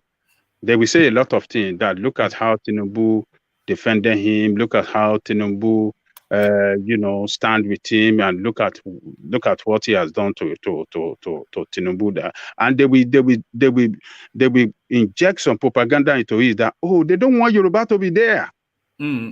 Even if he backs Osinbajo, they will not accept him as a Yoruba man. Osinbajo is a betrayer too. That it's just they know that he's weak. He cannot do anything. I mean, they did the same thing. Yoruba people will carry that propaganda and it will hit ground in Yoruba land. They did it against Obasanjo. That Obasanjo is a betrayer. Eru Awusani they just impose it on us. We cannot agree. He cannot do anything. That is why Obasanjo couldn't win any state in Yoruba land. So they will do it again. APC will not win in Yoruba land. And that will be the message to send to APC that, yes, you cannot treat us anyhow. And if APC couldn't win Yoruba land, they can't win presidency. They cannot, because I'm sure they cannot win. They cannot win East, and they can't win South. So how are they going to win? They can't win. There's no way they win presidency. So that will be a big blow to APC as well. And there's no way they want to rig the election. Are they going to say they win all the northern states? It's not possible. That will be a big. I mean, the other party, PDP, or the rest of the party will stand up against APC rigging, because that rigging will be too open. Everybody will see it. International community will see. Everybody will see it, and they will push against it. And the way it is in APC now is to let there be level playing field during their primary, and according to calculation that we treated there a day before yesterday, the report was telling us that Tinubu have more delegates, around the country than any other person. That could change. And that might not be true. But, with all this loud noise and propaganda they've been carrying, and Tinubu wearing Agbara everywhere with large entourage, going to all the palaces in Yoruba land, all the mayors and everywhere with large entourage, he already positioned himself as the number one aspirant among them all. He overshadowed everybody already as of today. So if he couldn't get the ticket, then a lot of people in Yoruba land will assume that they rig it against him, and they will not vote for APC. They will not vote. I know my people very well. They won't vote for APC. They will sentiment.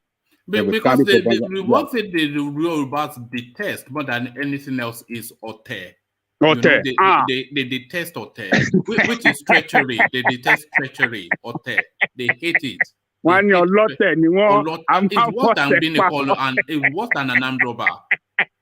A treacherous person, the Yorubas consider them worse than an armed robber. You're right, one man. So it's we don't know what's going to happen. We just have to keep watching, and it is good. The Dabaru themselves, let them Dabaru themselves.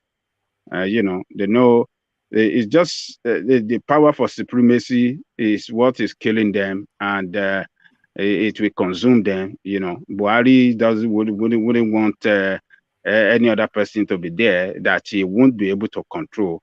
If not even Buhari, the Buhari group, the CPC, wouldn't want somebody there that will not guarantee the interests of CPC in the new government, APC government. So this is the problem. So you know there are so many subplots within the APC because even within the narrowness of the splits along north-south divide, even in the regional spaces, there's still subplots playing. You know those CPC groupings, within that CPC grouping, there's still a core cabal that holds all the power space within the Buhari administration. So they want to now hold that power space and carry it into the APC so that when Buhari leaves, they still hold the party, which then still gives them the hold. And people outside, we're talking about people like Mia Malabone, we're talking about people like Ibrahim, Malame, we're talking about the Gambari, we're talking about all those sorts of people. So they are core, cabals who want to use the last vestige of Buhari's power to seize completely the APC, so that when Buhari leaves, they have the party and they still hold power. They still hold, Outside of those are elements like El Rufai, who considers himself to be powerful, but is not an inside power broker. Ganduje is powerful, but not an inside power broker. Borno guy Zulum, he's not an inside power broker. So even within that northern space, there's still, they want to break them. We saw it now when they tried to move Buni out, who they knew was a cabal man. And the person that forced that space was El Rufai. So there's so many fights. It's just subplots and subplots, and it's a real it's a killer fest, that APC. They're just knives, knives drawn everywhere. One man, don't forget. Don't forget, we have been talking about APC for that long. We forgot to talk about our hope. Oh yeah, so UZODINMA now, he has resolved the unknown gunmen phenomenon in the southeast. So in those old Roman warriors type of thing that you watch when you hear dun dun dun dun dun, when they chop their head off, and then so it's taking two heads now to present to Buhari as the commanders of the unknown gunmen.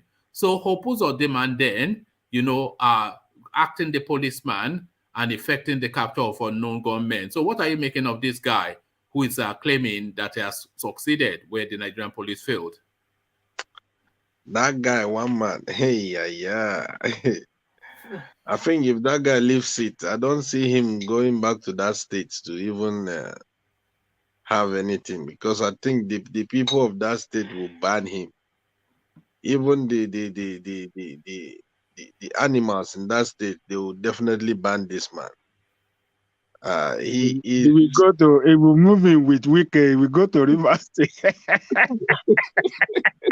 He will go and sleep in your house in River, engineer. I'm telling you, this guy is the level of his loyalty to Buhari and co. This is quite shocking. Honestly, it's quite shocking, and the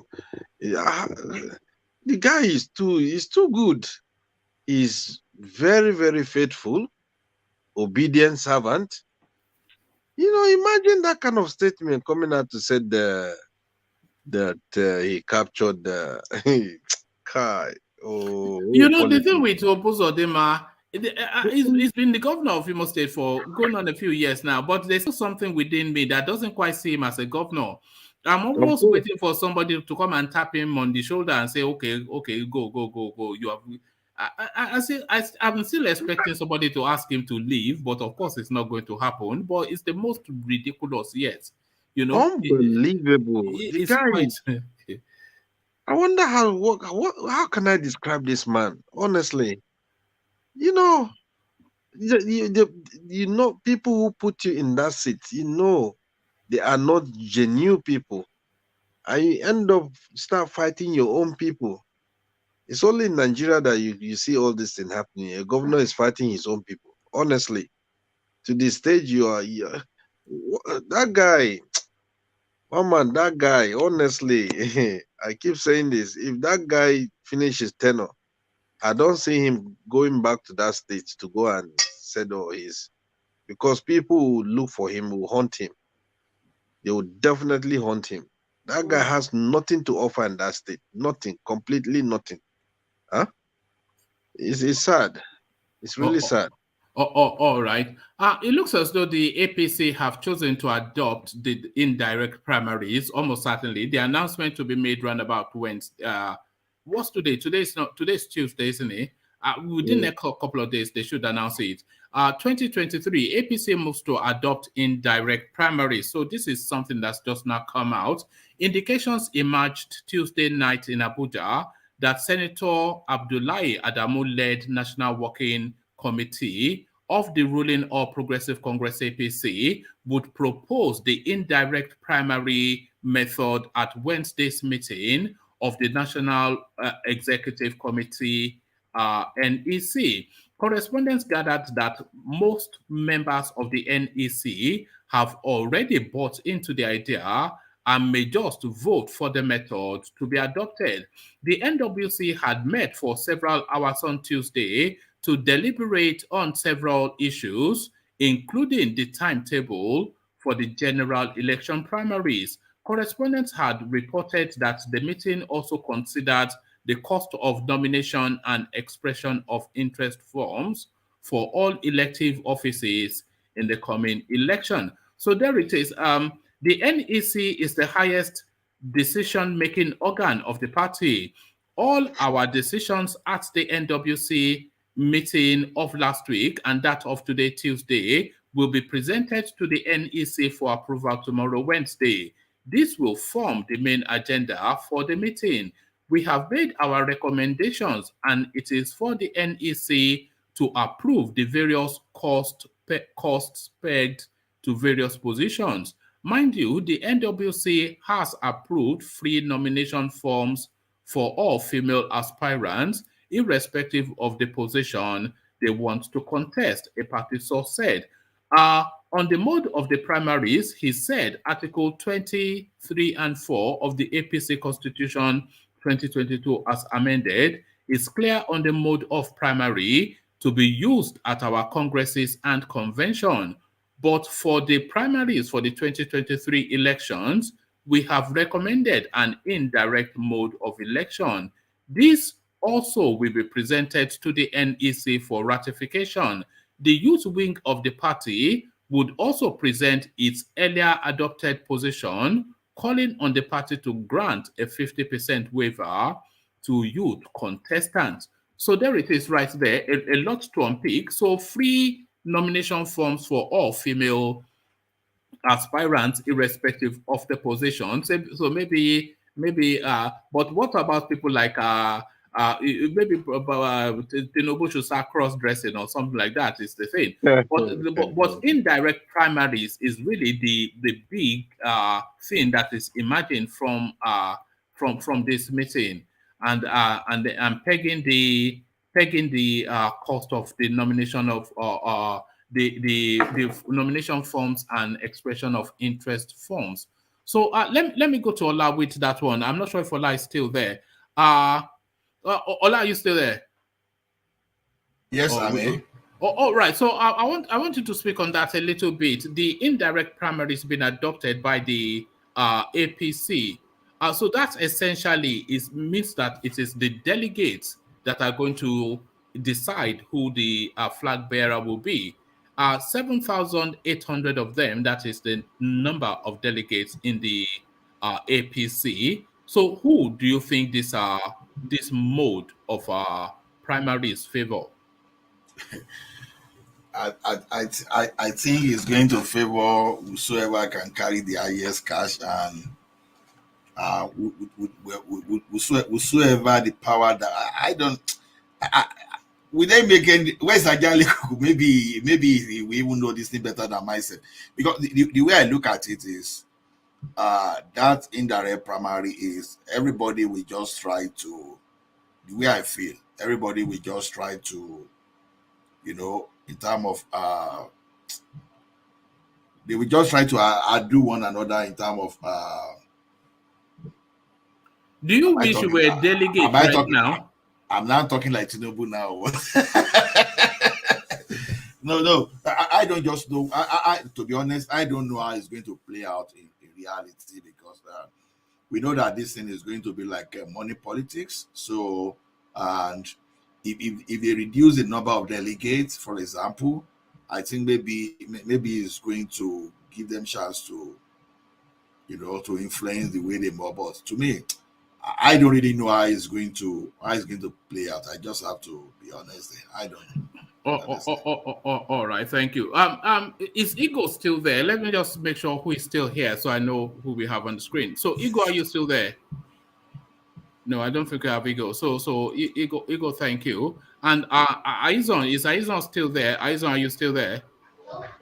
Yeah, I am. All right, brilliant. Do you have any thoughts on that space that Ola was just speaking to, the indirect primaries, the mode of election now being adopted by the APC?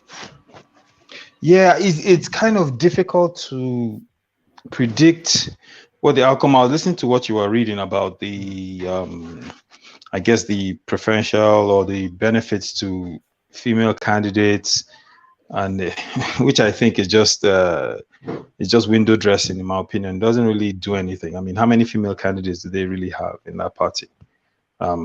Even at any level, do they even support them to run at a respectable level? How are they going to conduct it? So I have no idea why they're even putting that in.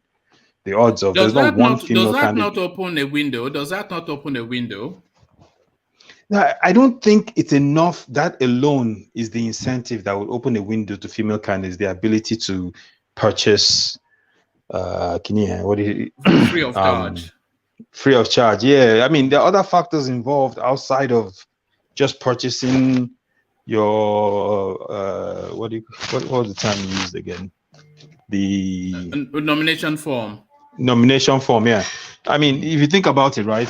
So a female candidate has to be supported by the party. The female candidate has to come out. They have to champion her. She has to be, outside of paying for the nomination form, there are other fees involved. She would have to have held another position at a level in government that is respectable, that the party would have to back her up.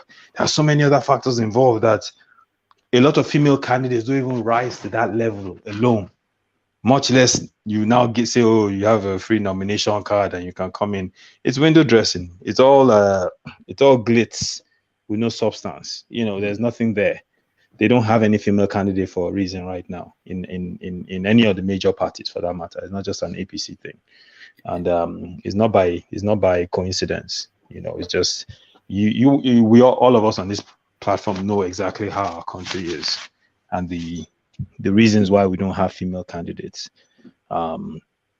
So I don't know, with this indirect primaries, to be honest with you, one man, I don't know enough about it to say whether or not there's a benefit of the indirect system over the direct system. The way it works is that so there are three types of formats they could adopt. A consensus candidate, which I think everybody's clear on that. They agree pre-hand that this is going to be the person. They will still have some voting system, but it's more ceremonial and everybody just lines up behind him. So that's the consensus candidate. But they can also have direct primaries, which is to say that the totality of the party will have a say on who it is. But the indirect primaries is the totality of the party is then condensed into delegates that cuts across all the local government areas. So the delegates then, on behalf of their constituencies or whichever body they whichever group they represent, they will vote on behalf of a bunch of people to elect then the person that they want to carry the party's ticket.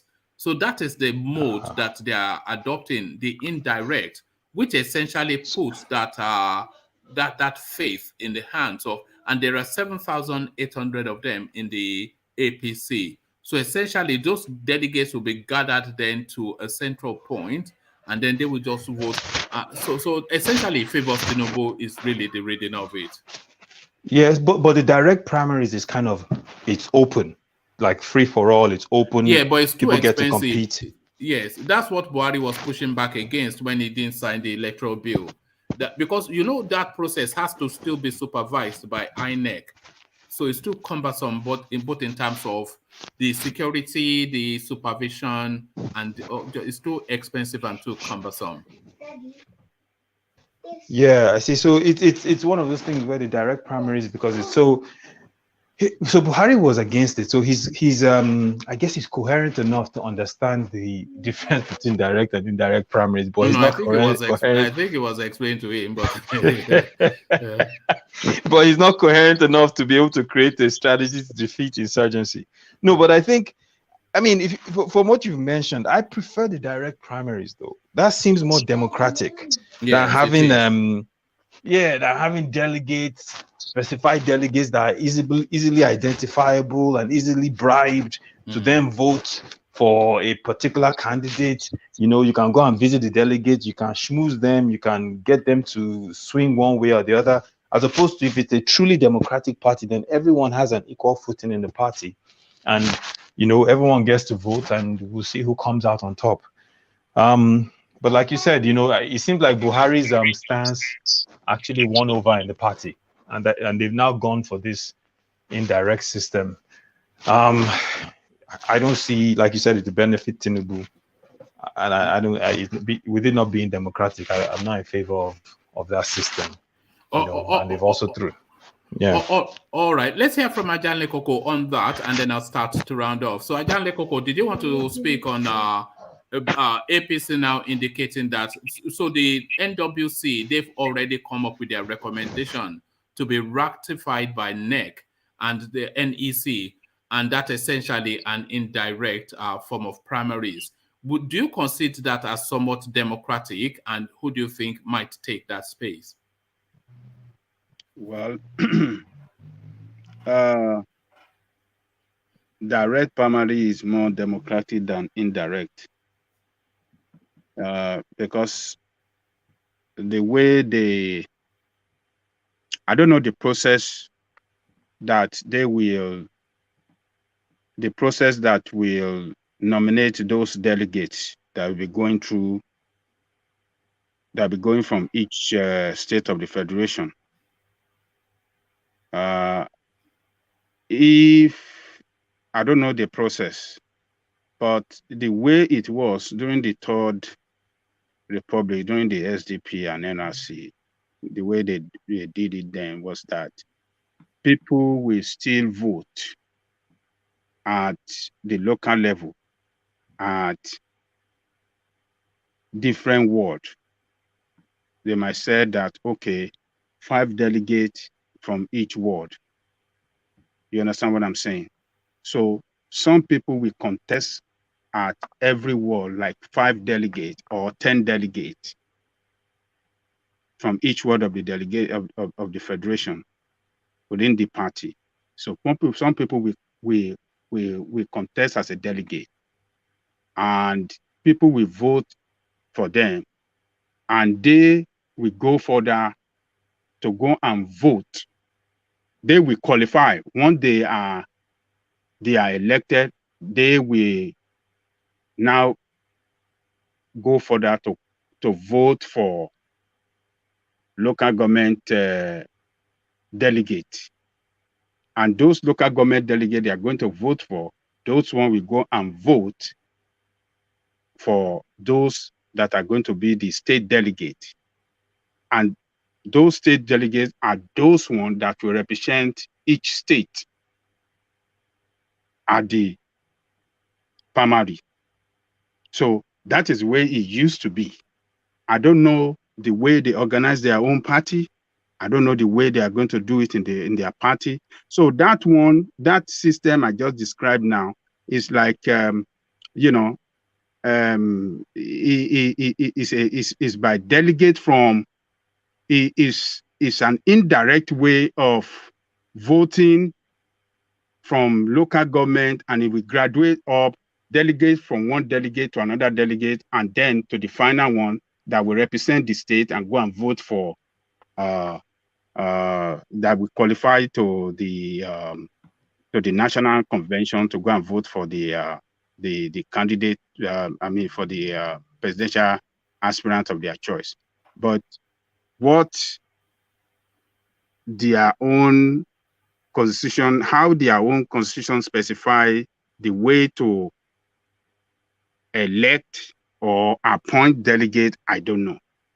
But to cut it short, people are going to come from each state representing each local government, I guess, to go and vote for candidate of their choice at the national convention for the aspirant of their choice. So we are going to see a situation where most of the delegates are going to be under the control of each governor of their state, because they control the party machinery. So the governor of every state are those that will determine their collective effort, will determine who is going to be the who is going to be the nominee of the party. I don't go. Because yeah, I have a question, I beg. So what happens if the state is a PDP state? And then no, if the state is a PDP state, you know, the most senior senator in that state is the leader of the party in that state, according to APC. The most senior senator in that state that represent that state at the National Assembly is the leader of the party in that state. So a lot of delegates may come through him to the National Convention, you know, for the primary. So right now, APC they control 24 states. They have governors in 24 states of the Federation. So those governors are the one that will bring most of the delegates. However, they have some faction. They have faction within the party in each state too. So the other faction could have some delegates that they will bring to the National Convention as well, because in some area where the governor does not have influence, where the other faction have influence, those other factions will have their own delegate too. So you are going to see a situation where those groups from each state of the Federation, faction from each state of the Federation will bring delegate depending on the way the depending on the way the party specify how they are going to come about the delegates. So both faction will now bring their delegate to the National Convention and then vote for candidates of their choice. So, but you know, the governors have in most of the state of the Federation, I mean, according to APC, the party machinery in each state are in the hand of the governor. So all the candidates now, the governors are their best bets that they can convince. Once the governor is in the support of you as an aspirant, and you know how to play your own game well, and he assure you and he guarantee you that he's bringing his delegate for you, so definitely they will deliver their delegate for you, because the governor will organize them either by flight or by bus. He will take them in group, take them to the convention. They will take them to the hotel, lodge them up, and take them in group to the convention center. And they will thoroughly monitor who they are voting for, because they will be paid. Some of them will come back home rich, depending on how much the whoever they are voting for is giving them. If it's giving them 1 million naira each, or it's giving them 2 or 5 million naira each, they will come back home rich. So, but the governor is the one that will mobilize them to that convention center, and he's the one that will monitor them to make sure that they vote for the candidates that they brought them there to vote for. So it's a money-driven exercise. Billions will be injected into this effort, and whoever that have the strongest machinery within the party across the country, with the support of the money to oil that machine, will definitely emerge as a candidate of the party. It's money driven, and is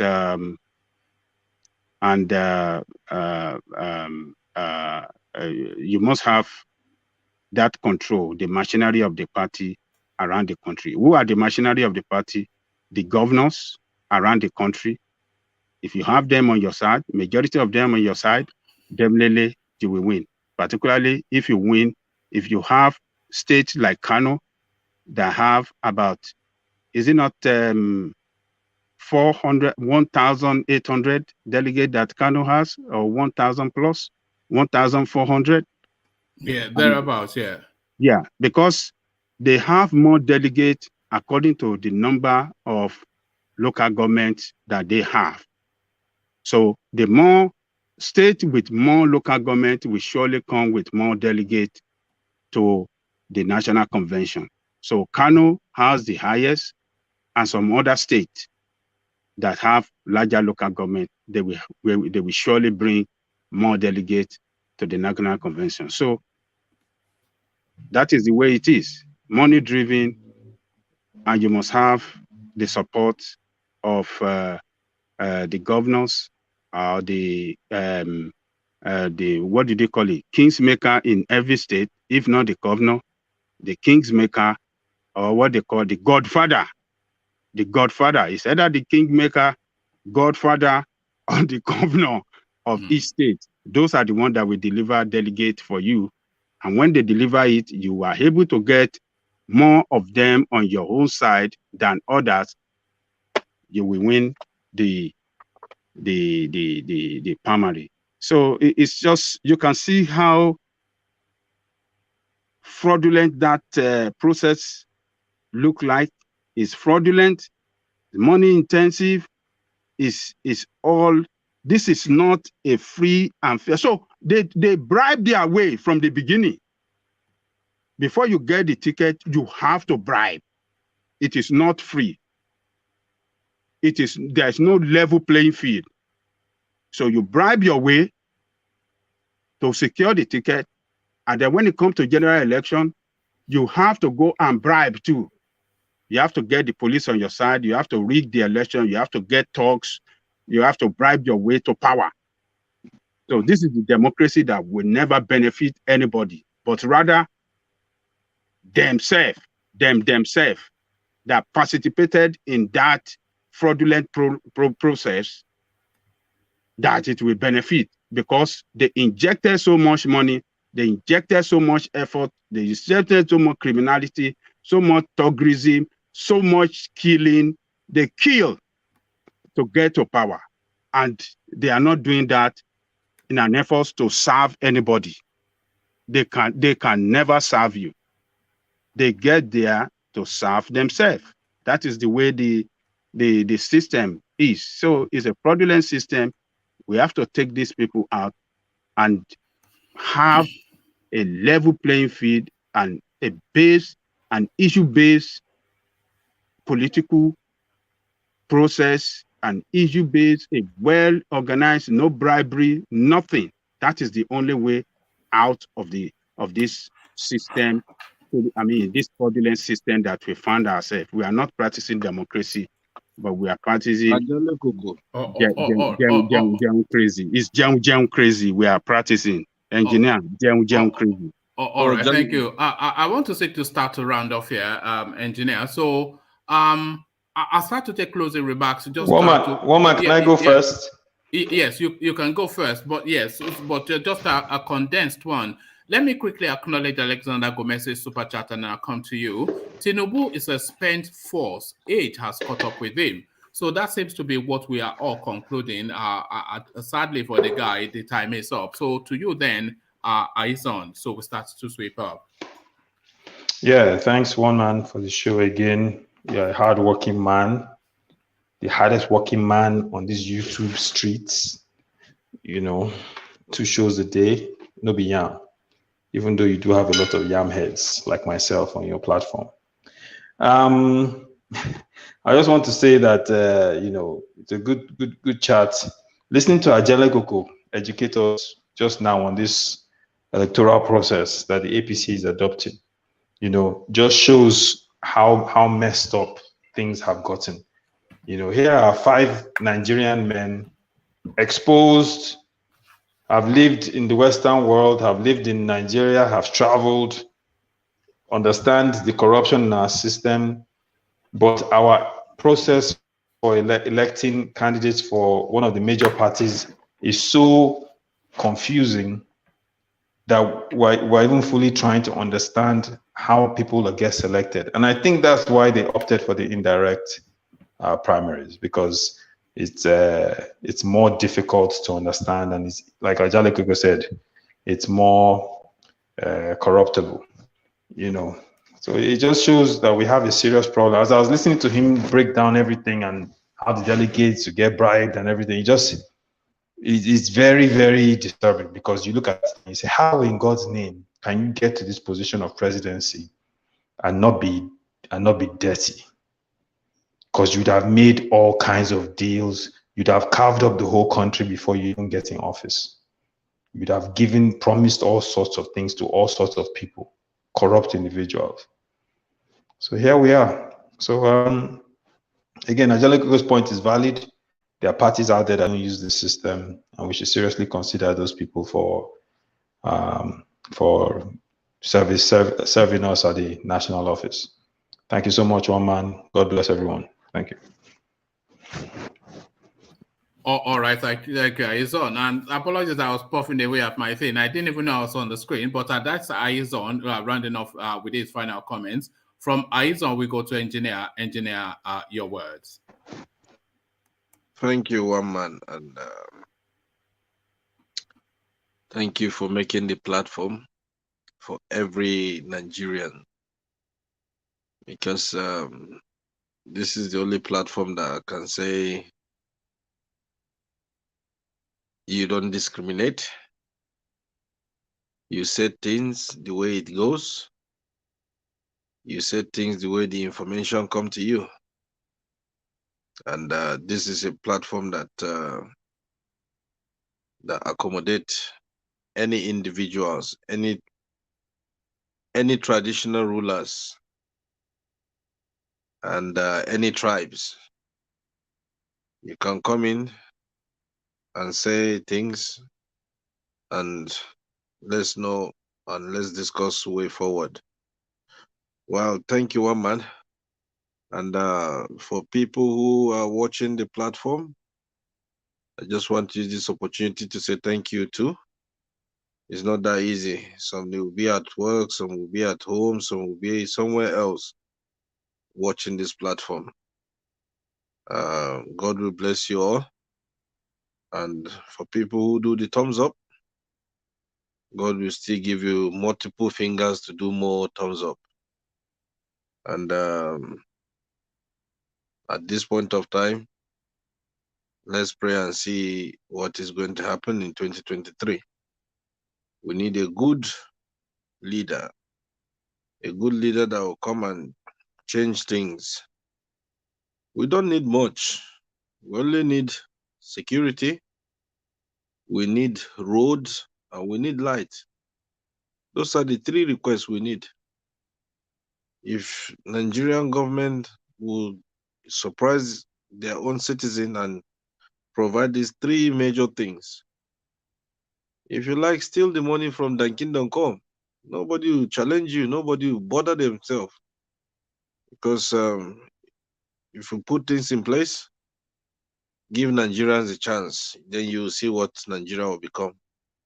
And for our Ajale Koko and Ola, I still want to use this opportunity to say thank you guys. You guys are doing well.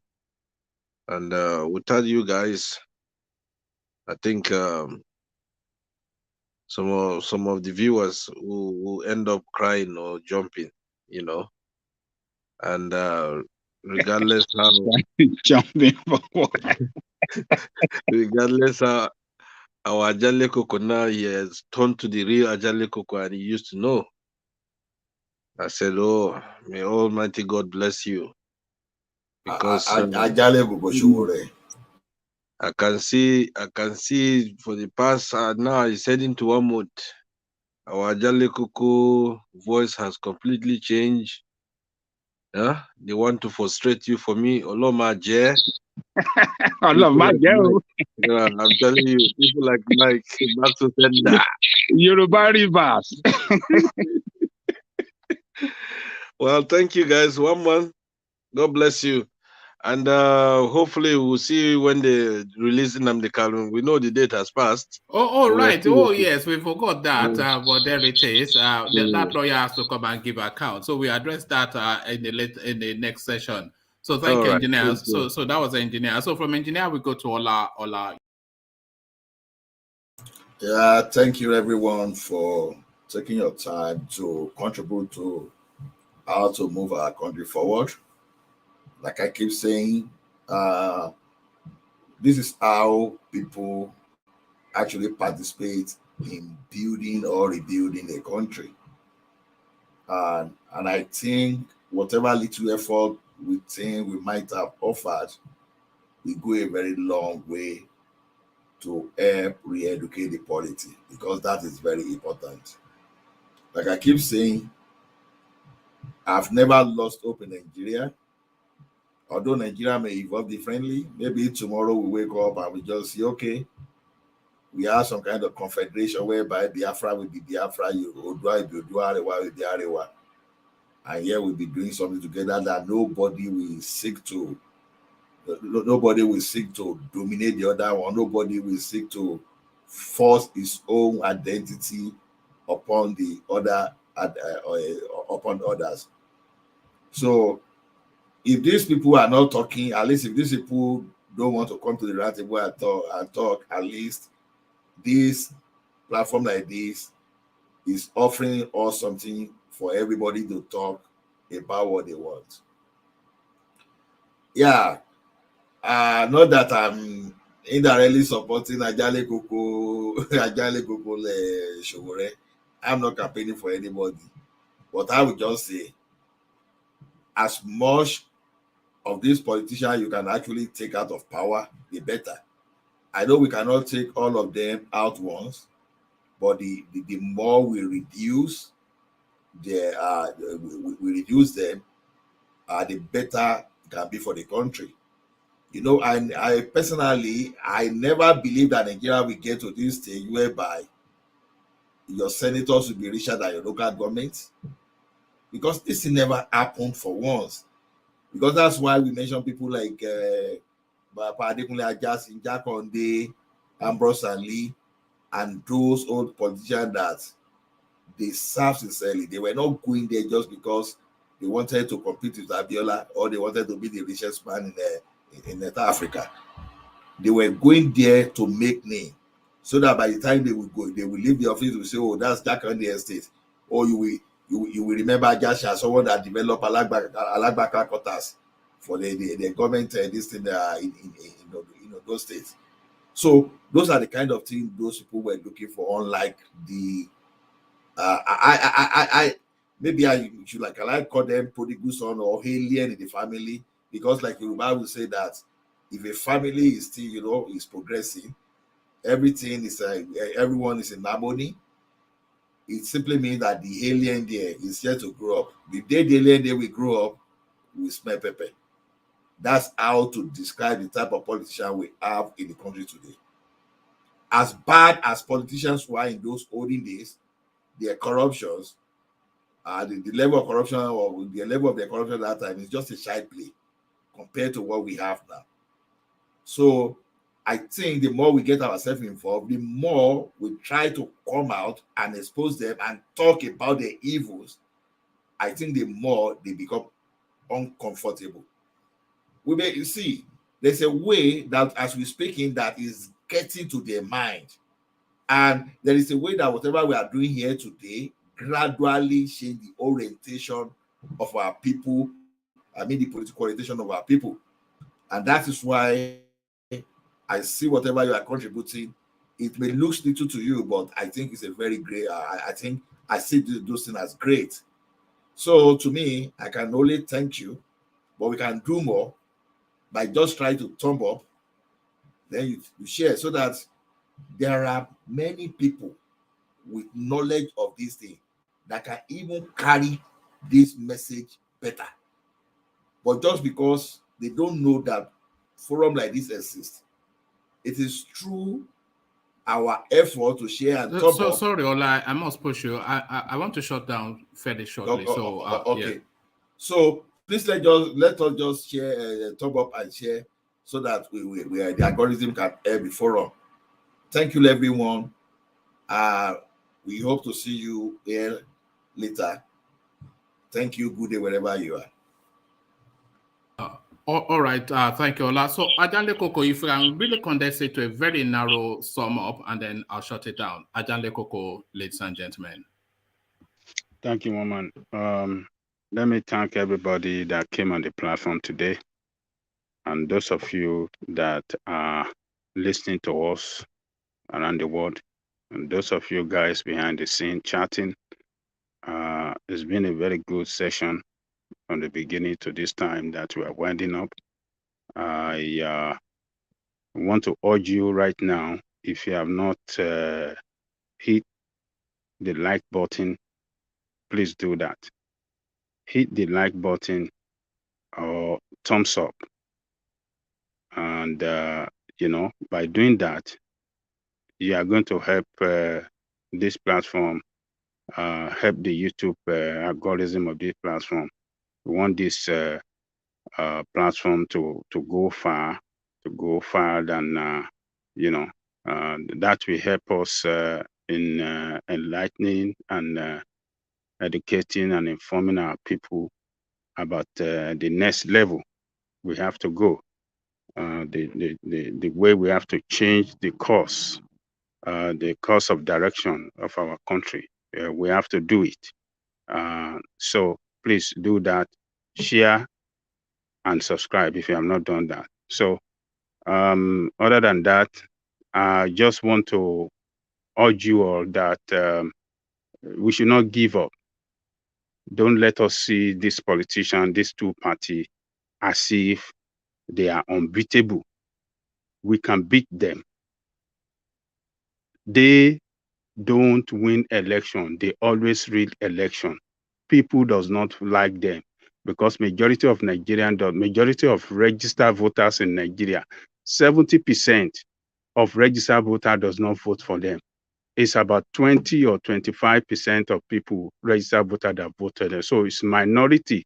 They just look for talks, and they look for people they can bribe, and they bribe themselves way into power. But if we, the people, can stand up against them, they will not win election.